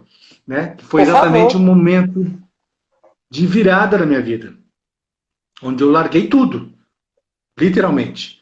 Né? Fazendo uma peça de teatro. E eu tive, né, com 30 anos de idade, né, para quem estuda astrologia, é chamada a Revolução de Saturno. Com uns 29, 30 anos de idade, quem está passando por isso, tem uma mudança muito significativa na vida. Ou você tem essa mudança, ou você cresce a barriga e vai empurrando com a barriga a vida. Né?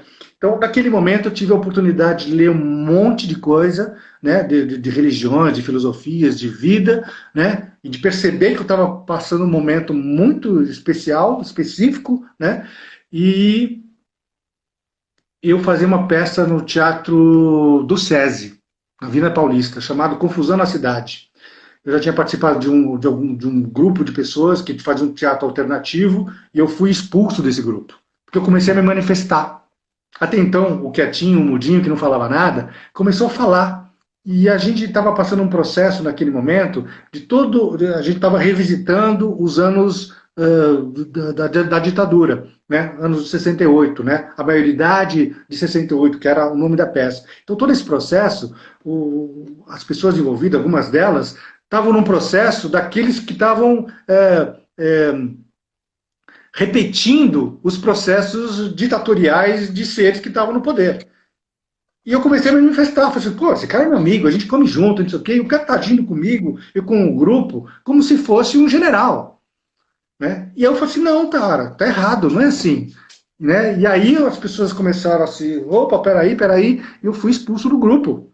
Né? Amorosamente, de uma certa maneira. Né? Mas tinha uma mesa, tinha um pão e tinha uma garrafa de vinho. E 13 pessoas em volta dessa mesa quando eu fui expulso. Então, para mim, tem um simbolismo muito grande. A Bíblia, naquele momento, a figura de Jesus foi muito forte para mim. Né? E aí, quando eu li aquelas coisas da vida dele, né? Ele pode ser uma figura histórica, uma figura religiosa, não importa. Para mim, importou não só dele, mas de vários outros grandes mestres da história. E aí, a figura dele falou assim, cara, se você quer encontrar o reino dos céus, abandona a tua vaidade, o teu dinheiro, a tua família, tudo, e me segue. E eu fiz isso, cara. Né? Fiz isso. Né?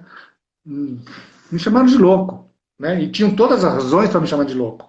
Né? Porque eu dei tudo que eu tinha na minha vida. Estava casado, me separei, queria morar numa comunidade. Ou seja, tive uma posição radical completa.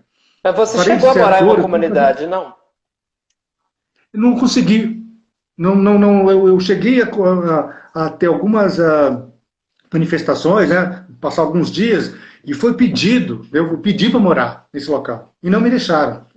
Então, assim, tem algumas situações na vida que a gente vai aprendendo, né? Quando você tenta um movimento e tem um movimento reverso, e você não consegue fazer aquilo, naquele momento você se sente rejeitado, né? Meio fora do ninho, né? Mas ao longo do tempo você percebe que não era aquele momento, não era para ser aquilo, mas aquilo foi guardado dentro de mim. Então, ao longo de todos esses 30 anos, eu parto meio que, ao longo das minhas relações pessoais, né, de família, de amizade ou de trabalho, eu sempre fui aquele que abdiquei do meu ser, do meu querer, para estar à disposição da situação. E isso muito a filosofia oriental me deu. Né? Eu me tornei um consultor de Feng Shui, que é baseado na filosofia oriental. Né? E que é muito difícil para nós, ocidentais, termos essa capacidade de perceber que a vida não é só ação, ela é também contemplação. A gente está sempre na loucura, né? Eu faço muitas consultorias para as pessoas. E elas falam assim, minha vida está uma loucura. Está uma loucura mesmo, porque você trabalhava às 8 horas da manhã, né? Sai correndo, não vê o filho, fala mal com o marido, com a esposa, e ganha muito dinheiro, é famoso, mas não vive a vida. Não vive a vida. Ela não se percebe enquanto... eu sempre pergunto para as pessoas, escuta, você consegue parar e ficar quieto sem ficar com problemas? Porque a gente tem sempre uma coisa assim, eu preciso estar produzindo para ser alguém. E quando você fica sem fazer nada, fala assim, não, meu Deus, né? Eu vou entrar em depressão, e vou me matar. E as pessoas, né? A sociedade moderna tem um pouco isso. Né? Se você não está em evidência, se você não está fazendo, você entra em depressão.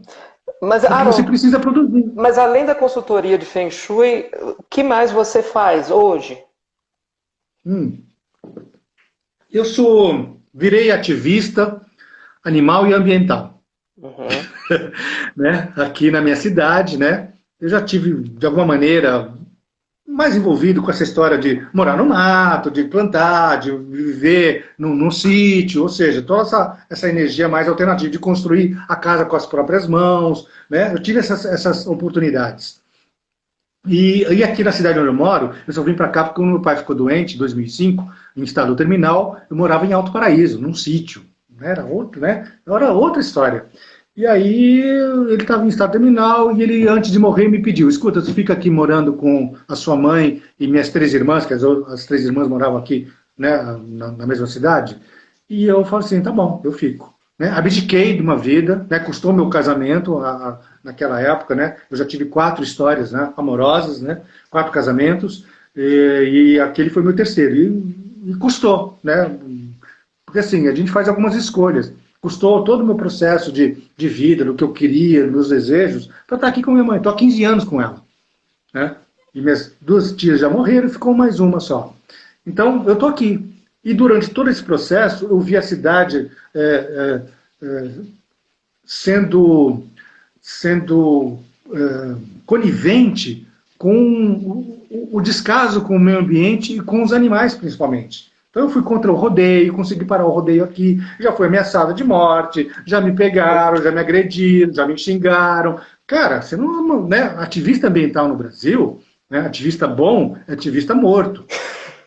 Não é de rir, mas né? é uma frase. Infelizmente é essa energia, porque a gente não tem essa capacidade de perceber o quanto o meio ambiente está sendo vilipendiado. Né? E eu me manifestei com os animais, com outras situações, com poluição do rio, com corte de ar, um monte de coisa. E aí, de alguma maneira, as pessoas gostam de mim, pelo trabalho que eu desenvolvo, voluntariamente, e outras pessoas, geralmente do poder público, me odeiam. E quem a segue, né? Porque você fica apertando o calo delas. Então já arrumei encrenca aqui com metade da cidade. Agora, a outra metade, legal, Haroldo, né? Mas assim, quando você se expõe muito, você também tem um retorno, tanto positivo quanto negativo. E isso vale para o trabalho de um ator também, né? Tem muita gente que vai te gostar e tem muita gente que vai te odiar, vai ser o hater da vida, né? Ah, o cara é bonitinho demais, o cara faz sucesso, o cara tá com tal pessoa, e ele vai lá te esculachar, porque ele não se resolveu. Né? Então, hoje em dia, a energia da internet, ela é muito maluca, porque deu voz a todo mundo. Então, todo mundo atrás do computador pode falar o que quiser, e não é bem assim. Tem várias pessoas que aqui já me caluniaram, já me injuriaram, sabe? E eu nunca processei ninguém. Por quê? Nunca. Porque o meu coração diz assim, cara, não é isso. Tá? Eu podia estar milionário. Tem mais de 100 pessoas que eu tenho tudo anotado. Os prints da vida. Eu nunca sentei na frente de um promotor, do juiz, nada disso. Eu chamo um advogado para isso. Eu espero que essas pessoas algum dia percebam que isso que elas estão fazendo faz mal para elas. Porque elas estão criando, né? Isso é ciência, é geração, é ação e reação. O universo trabalha dessa maneira. Se você manda um recado, esse recado volta para você, nem sempre pela mesma pessoa. A sua iniciativa te dá isso. A sua iniciativa, não digo em relação a esses ataques pessoais que você sofreu, mas dentro da sua atuação enquanto ativista ambiental, enquanto defensor da causa animal, acabou te levando para a política nesse município onde você mora hoje, né? Município de São Pedro, no interior de São Paulo. Você foi candidato a vereador na eleição de 2016, correto? E agora... Eu fui pré-candidato a prefeito, louco, completamente louco, né? Assim, eu fiquei 20 anos sem votar. 20 anos. Quando eu abandonei tudo, eu fiquei sem votar. Eu vivi alternativamente. Né? Eu era um maluco beleza. tá? Circulando por aí com a roupa do corpo, né? Conhecendo muita gente, fazia pão, às vezes viajava, encontrava uma pessoa na rua, e tudo bem, quem é você? As pessoas não me conheciam mais, porque eu estava fora né, da evidência da novela. Oi, tudo bem? Ah, vamos lá para casa. E aí eu fazia um pão, eu já fazia o feng shui, ou seja, eu arrumava a casa da pessoa intuitivamente, deixava tudo bonitinho, arrumado, e aí ficava 3, 4, 5 dias, uma semana, e seguia em frente. Eu passei muitos anos fazendo isso. E eu nunca, depois que eu abandonei minha profissão, eu nunca mais cobrei pelo que fazia. Cada um dava o que queria, seja fazendo consultoria de Feng Shui, seja fazendo pão, ou seja dando aula de teatro. Até hoje eu trabalho assim. Né? Durante um pequeno período, eu falo assim, olha, cobre tanto, não sei o quê, mas quando uma pessoa não tem, a pessoa dá quanto quer. Né? Então, eu nunca mais tive essa relação com dinheiro, né? Porque essa coisa da mercadoria, de você, enquanto ser humano, enquanto ator, enquanto pensante, de que maneira você vende a si próprio? Em algum nível você vai se vender.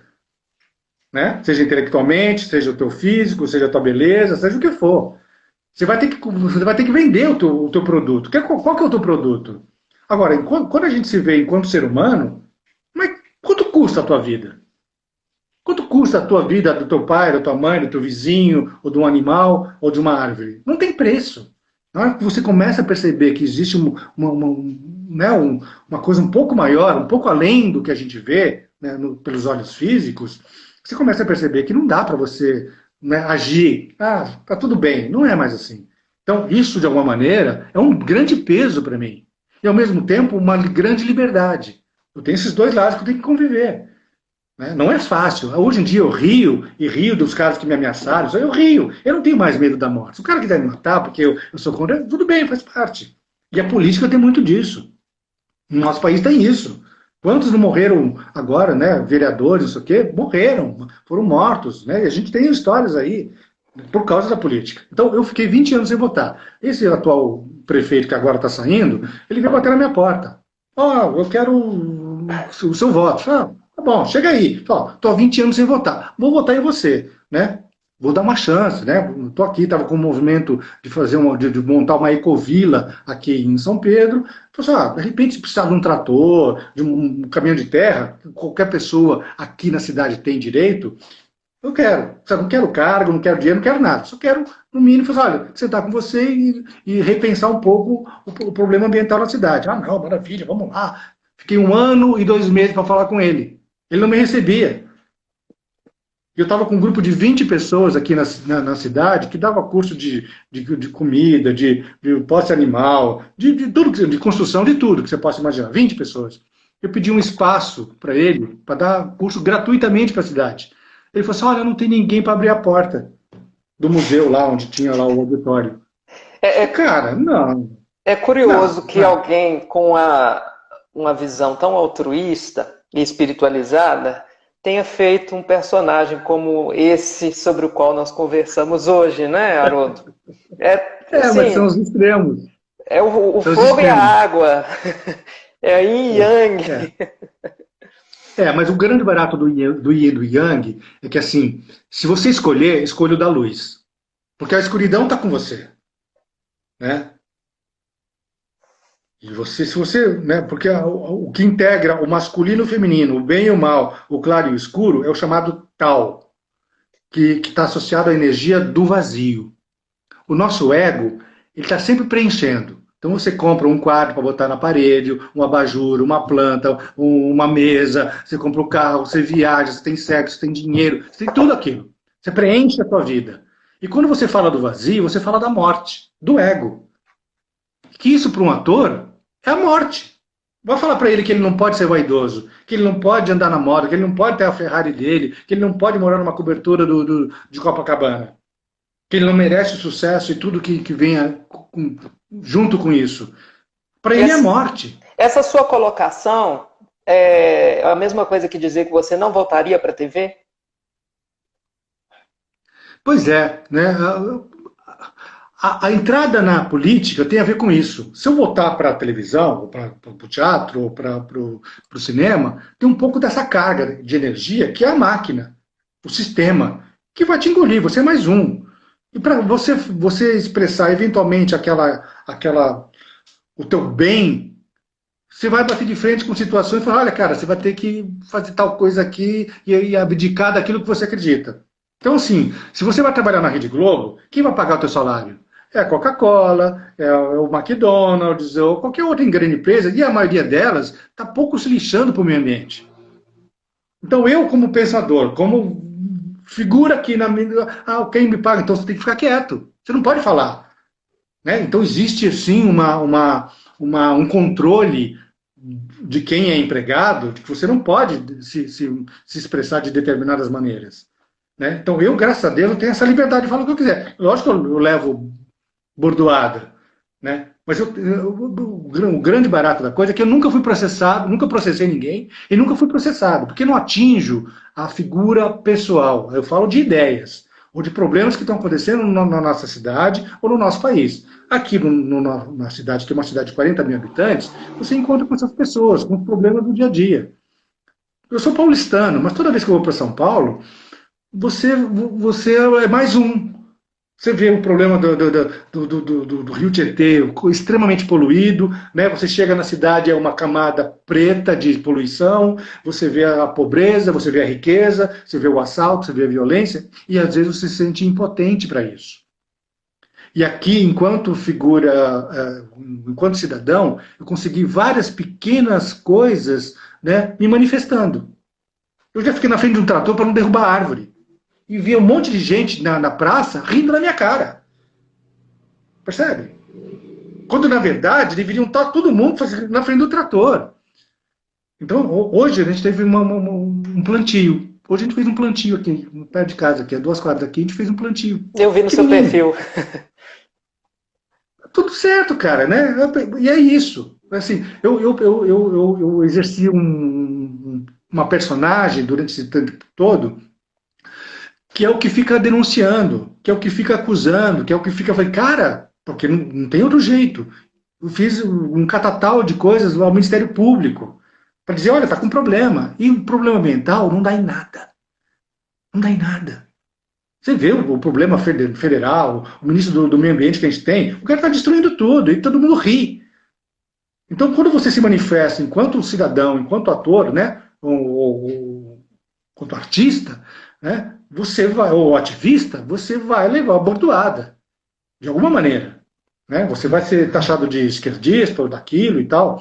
E foi um dos processos que eu vivi nesse processo político. Eu já paguei o meu karma com política, não quero mais. Achei que a política podia ser uma forma de ajudar a fazer as coisas acontecerem. Mas não, existe uma egrégora densa, materialista, em todas as esferas do poder, que você não entra, você bate e volta. Isso aconteceu comigo. Agora entendi, valeu, obrigado. Então eu não sei se eu conseguiria voltar para a arte de representar. Quando você falava sobre a saída dos palcos, da televisão e depois dos palcos, mais propriamente o seu convite para deixar aquela peça teatral que você faria, o Tiago Leonardo comentou aqui, nosso administrador, comentou se ali nascia o seu vínculo com a política, mas na verdade a política do ponto de vista eleitoral, você ficou distante dela, na verdade, né? Mas a sua atuação política, não enquanto processo de escolha, sempre foi muito presente na sua vida. Quando eu larguei tudo e resolvi não mais votar, a gente vive num país democrático, de uma lista de 30, dos 30 maiores, das maiores democracias, onde o nosso país é o único onde você é obrigado a votar. E quando eu falo assim, olha, não voto, porque eu sou a favor do voto facultativo. E você não ser obrigado. Né? Porque hoje em dia, se você não votar, você não pode prestar concurso público, não pode pedir empréstimo, não pode um monte de coisa, não pode nem viajar para o exterior, não pode nem tirar passaporte. Ou seja, eles te cercam de um jeito que você fica atrelado a tudo isso. E qual é a nossa força enquanto cidadãos? A gente não tem isso. Né? A gente é levado nessas grandes manifestações, tira aquele presidente, né? Por grupos que estão interessados nas suas próprias agendas. E a gente é massa de manobra. Então, para você não ser essa massa de manobra, às vezes você fica alheio a tudo isso. Não, você ainda continua como uma força política. O fato de você não votar é uma atitude política. Né? E quando eu votei, eu fui o pior, entre aspas, dos cidadãos, porque eu cobrei. Né? E os caras não querem isso. Um cara que cobra, que vai, né? Eles não querem. Porque eles querem, né, ganhar bem, não ter muito compromisso, a lei a gente passa por cima, né? É o que a gente vê todo dia. É todo dia. Então, a gente se desgasta muito. Então, eu estou no momento, falo assim, olha, esse grupo que está continuando, eu falo assim, olha, eu quero mudar de cidade, eu não quero mais ficar aqui. Eu estava comprometido a sair dessa cidade, eu falava, não quero mais brigar com essas pessoas por mais 4 ou mais 8 anos. Né? Porque eu estou sozinho aqui na cidade. Eu virei ativista ambiental por força das circunstâncias. E não tive medo, vamos embora, vamos bater de frente.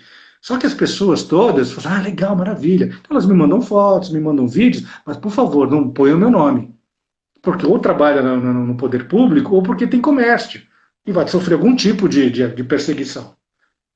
Então a gente, enquanto ser humano, a gente às vezes tem muito medo. É mais fácil você pegar um artista e falar mal dele ou bem dele do que você agir de acordo. É mais fácil você falar da personagem que está ali na TV do que você ver os seus próprios quarentinhas da vida. Mas além de toda essa sua trajetória, que eu não sei se você está conseguindo acompanhar os comentários, nós estamos recebendo vários aplausos sobre a sua iniciativa. Dentro da arte ficou alguma coisa? Não da arte televisiva, mas você ainda se dedica a uma carreira artística autônoma, por exemplo? Pois é. Durante esse período, nesses 30 anos, né, desde 1990, quando eu larguei tudo, eu dei alguns cursos de teatro. E alguns deles baseados num livro chamado O Mercador de Veneza. Quando eu fiz minha última peça, né, eu larguei tudo, né, foi muito maluco. Eu estava envolvido com um grupo esotérico, né, e eu fui passar meu 30º aniversário nesse local. Eu fui numa segunda-feira, na quarta-feira eu tinha que voltar para o Teatro do SESI, para fazer a personagem. Eu fazia a personagem masculina principal, né, ganhava um dinheirinho legal, né, estava casado, meu primeiro casamento, estava com um filho, né, tudo certo, entre aspas, tudo certinho. E um dia eu estava no palco, e com todos aqueles estudos, né, tinha acabado de ser expulso daquele grupo alternativo e fui chamado por um desses que me mandaram embora, né, fui indicado para fazer essa peça lá no Teatro do SESI. Eu estava um dia em cena e me passou uma coisa assim, veio assim um vazio que passou por mim e eu via esse Haroldo, esse ator, falando, eu via lá de dentro, eu via esse ator repetindo as frases mecanicamente para o outro ator que estava em cena. E aquilo passou em mim e falou assim, olha, eu vou morrer agora. E eu percebi, e aquilo passou, foi 1 segundo e meio, e a peça continuou. Eu percebi como se tivesse passado um vazio, uma morte, ou uma situação. Eu falei, olha, que engraçado, essa figura que está repetindo não é aquela pessoa que está lá dentro. A gente é apenas um papagaio, a nossa mente é um papagaio. Né? A gente está sempre repetindo frases feitas de outras pessoas, de outros pensadores, de uma série de coisas. Você esquece de viver a sua própria vida. Então, naquele momento, eu percebi isso. E aí me deu um clique na vida. Eu falei assim, olha, não é isso que eu quero. Né? E aí, no 30º aniversário, na quarta-feira, eu tinha que estar de volta. E eu fiquei nessa comunidade. Eu não voltei para a peça. Falei, cara, cadê o Haroldo? Não sei o quê. Ligaram para lá, cadê o Haroldo? O Haroldo não vinha, o Haroldo não vinha. Fiquei na quarta, quinta, na sexta-feira eu voltei, porque o tal lá do mestre lá da comunidade falou assim, Haroldo, volta lá para lá, né, a cidade, resolve os seus problemas, depois você volta, se quiser morar aqui. Eu falei, tá bom, né, porque o pessoal tá ligando aqui, tá rolando um estresse. Tá bom, eu voltei. Eu voltei, né, voltei lá, minha esposa na época não estava meio que entendendo nada, cheguei em casa e tal, e já fui direto pro teatro.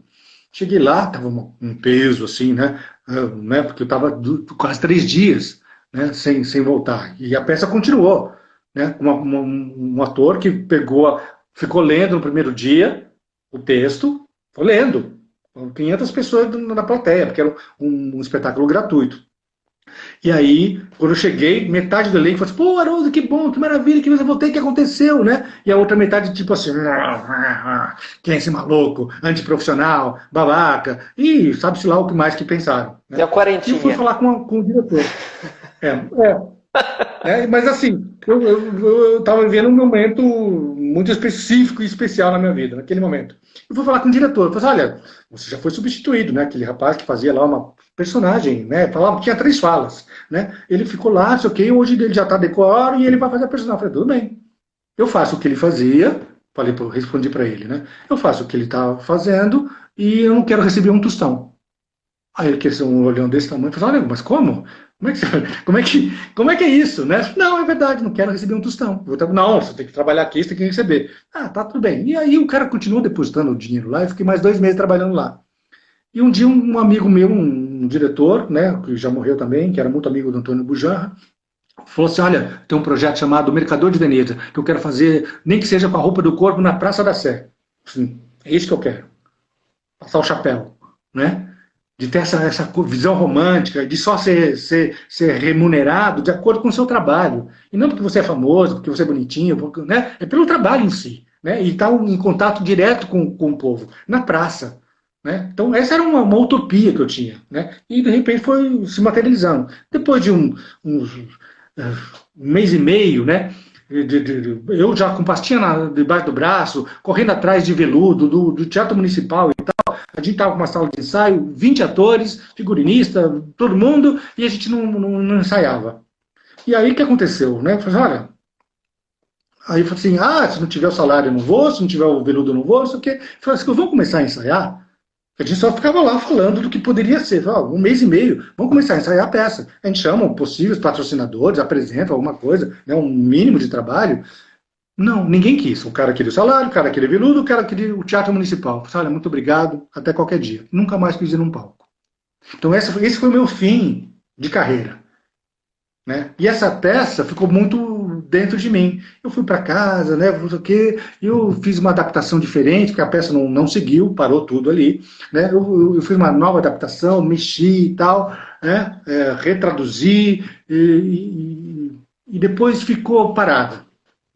Alguns anos depois, voltou dentro de mim, veio o I Ching, a Bíblia, a Cabala, todo o conhecimento espiritual que eu vivenciei durante aqueles anos todos, eu sentei e escrevi um livro chamado Alquimia de Shakespeare, uma viagem mística através da peça Mercador de Veneza. Foi impresso? Foi impresso.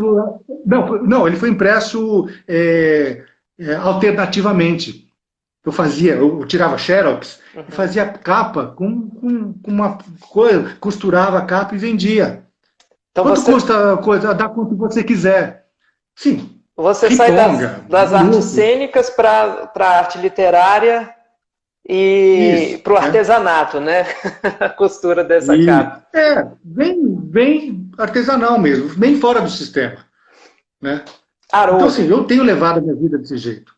Diga. É o seguinte, nós já estamos no finalzinho e como eu fiz a promessa para os nossos seguidores de que nós leríamos comentários e faríamos perguntas, acabou que é muito envolvente a sua história e com isso acabaram passando alguns comentários. Mas vamos lê-los agora,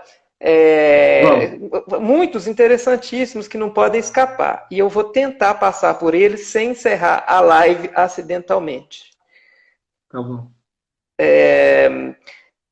A Silvana Maria Carneiro te pergunta, disse que assistiu a segunda versão da Viagem na Globo, mas que ouviu dizer que na primeira versão, feita pela Tupi, em que você participou como Dudu, não é? Uhum. O Dudu... Dudu? Não, Dudu foi da Viagem, Isso, você era filho do Altair Lima. Ela ouviu dizer que aconteciam fenômenos sobrenaturais no set de filmagem. Verdade ou boato? Aparentemente sim, né? Até mesmo Altair Lima, né, que fazia a figura, né, do cara que ia morrer, que tinha contato e tal, né, com os espíritos. Ele chegou um momento lá que ele estava vendo coisas. Eu não sei se era verdadeiro ou não, né? Então, esse é um dos problemas com relação à nossa energia enquanto atores, né? Quando a gente é uma esponja. Quando a gente está aberto, a gente capta tudo. Seja da tua personagem, tudo aquilo que está refletindo aquela energia que você está passando. Né? Então, você faz um bandido quarentinha, é muito possível que tivesse lá uma legião de quarentinhas, né, na minha aura. É bem possível, eu não sei, né? Talvez eu não visse, mas talvez tivesse. Então, às vezes a gente carrega para dentro da nossa vida, nossa história, essas energias. É muito louco, né? Porque são coisas que não dá para você, não dá para você mensurar, porque ela não é visível. Então, quem tem uma intuição, quem tem uma clarividência, quem ouve, quem sonha, né? Eu já tive vários sonhos premonitórios, né? Então, a minha via é via sonho. Então, eu já vi muita coisa que acontecia, né? Então, cada um tem essa capacidade, que às vezes ela é menos visível, menos expressa, porque a gente está na loucura do mundo. Se você Uhum. se permitir ouvir, você tem acesso a tudo isso. Então, a minha tarefa enquanto ser humano, né, enquanto ser vivente, é estar ligado nisso.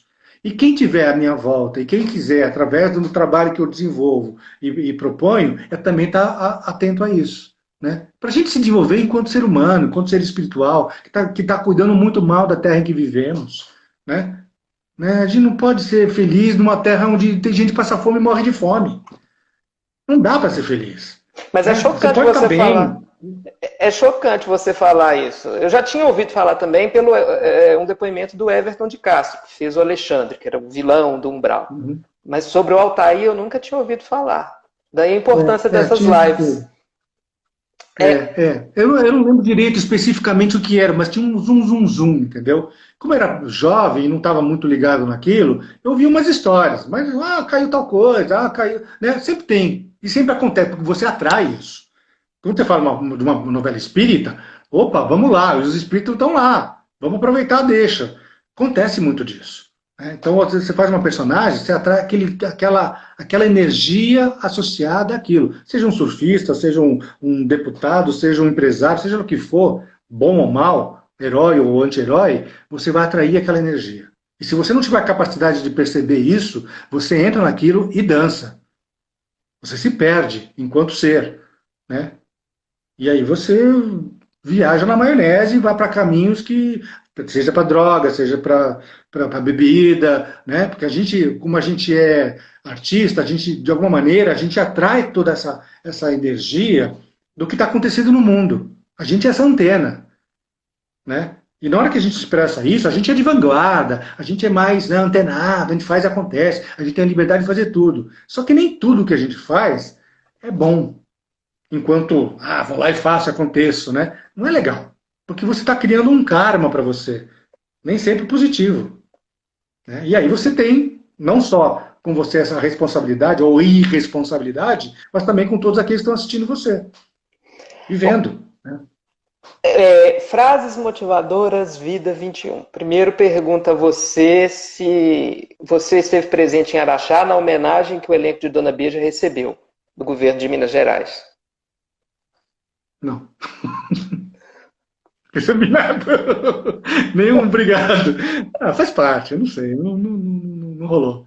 Né, às vezes acontece essas coisas. Né? Como eu não fazia parte, né, acho que meu nome nem aparece nos créditos da Dona Beija, se não me engano. Mesmo, isso eu nunca parei para observar. Não tem. Porque eu entrei depois. E depois eles não iam mudar, só para inserir lá. Entendeu? E tudo bem, não tem problema. Né? É lógico que você, enquanto ator, o teu nome esteja lá, não sei o quê. Então, assim, esse aqui não tem nome, não é ninguém. Por mais que tenha sido importante lá, personagem e tudo. Então, acontece essas coisas, não tem problema. Faz parte. Bom, pessoal, acho que hoje essa live, inclusive, foi longa porque tínhamos muita coisa a abordar, não só a história da Beija, mas a história do Haroldo e da televisão brasileira que caminham juntas, não é, Haroldo? Inevitavelmente. Então, só me resta agradecer. Agradecer ao Haroldo pela grande oportunidade de termos aprendido tanta coisa com ele, pela simpatia com que fomos tratados. Agradecer a você que está sempre com a gente aos domingos, assistindo as nossas lives, matando sua curiosidade, participando. Vou agradecer em especial a alguns seguidores que nos auxiliaram com a divulgação da live de hoje. O Maurício Ferreira, lá de Belém do Pará, o Emerson Thiago Jati Navarro, de Coelho Neto, no Maranhão, o Edson Vilares, de Cruzeiro, em São Paulo, e eu, né, de coração, tenho que agradecer ao Tiago Leonardo, que é a nossa força motriz, o nosso timão condutor. desse canal. Gente, muito obrigado por tudo. Haroldo, tem um recado a dar por fim? Quer divulgar as plataformas em que você divulga, em que você apresenta essas ideias? Tem muita gente perguntando por que você não tem um canal sobre ecologia no YouTube. Já me pediram isso, né? Essa coisa do estar presente, essa coisa do ser um youtuber, não é muito a minha praia. Talvez eu não tenha essa capacidade, essa verve e tal, né? E mesmo porque o meu trabalho é muito específico aqui na cidade, né? Eu acho que a gente pode alargar isso, mas daí a gente fica só no plano da filosofia e você não tem a possibilidade de fazer isso na prática, tá? Então, assim, eu tenho um canal não, uma página no Facebook chamado SOS Meio Ambiente São Pedro, né? Tem uma página no Facebook que é de fotografia, né? Agora eu saí tirando fotos por aí, né? Eu ainda sou amador e fico meio que me manifestando artisticamente. E basicamente é isso, né? E tem minha página pessoal, tanto no Instagram quanto no Facebook, né? E assim, quem quiser, ou quem quiser saber mais, ou pedir consultas sobre o Feng Shui, sobre a sua casa, sobre a sua vida, né, eu estou à disposição. Né? Meu trabalho custa quanto cada um quiser dar. Né? Se eu tiver que movimentar daqui para São Paulo, outro lugar, eu peço no mínimo a gasolina. E depois o resto dá quanto quer. É muito legal isso. Eu já fiz muitas trocas, é muito interessante. É uma forma da gente ver o mundo de outra forma. Né? Que existe essa possibilidade. Eu vivo assim há 20 anos. Dá para fazer. Dá para fazer. Então, é muito legal. Então, eu espero que todos os que aqui tiveram presentes, né, vendo a live, aqueles que eventualmente vão ver ainda, né, na repetição, que acredito vai ficar aí no canal, que a gente possa, assim, eu não tenho nenhum tipo de separatividade. Me liga, né, tem meu WhatsApp lá, tem mensagem, eu estou à disposição. Né? Às vezes, falar muito sobre as personagens me cansa um pouco, porque às vezes eu não lembro, porque às vezes, né, às vezes são as mesmas perguntas, mas se for para falar a respeito da vida, né, do quanto cada um queira se manifestar e se expressar amorosamente, né, enquanto ser espiritual, estou junto, estamos junto. Tá bom? Eu quero agradecer você, a todo o pessoal que está junto, que fez essas divulgações engraçadíssimas e muito importantes. Eu revisitei esses dias todos aí, foi muito legal. Né? Então, eu também estava ansioso, de uma certa maneira, de estar aqui, de compartilhar, de falar, e às vezes muita gente não sabe um pouco do porquê que a gente fez e depois por que largou. Nós tem muita história ainda, né? Mas um dia a gente conversa de novo, se for possível, tá? Mas eu quero agradecer a vocês todos, né, da Novela Dona Beija, façam outras lives com outros atores, que tem muitas histórias legais e interessantes, né? E é importante o trabalho que vocês têm desenvolvido para que a memória da TV ou da arte em si seja preservada, tá? E seja cultuada, tá bom? Essa é a nossa intenção. É isso aí. E a gratidão é toda nossa, Haroldo. Todos nós, não só do canal, mas os seguidores, certamente estão muito gratos com todas as suas palavras de hoje. Maravilha. Eu que agradeço. Um abraço. Boa noite a todos. Até, tudo de bom.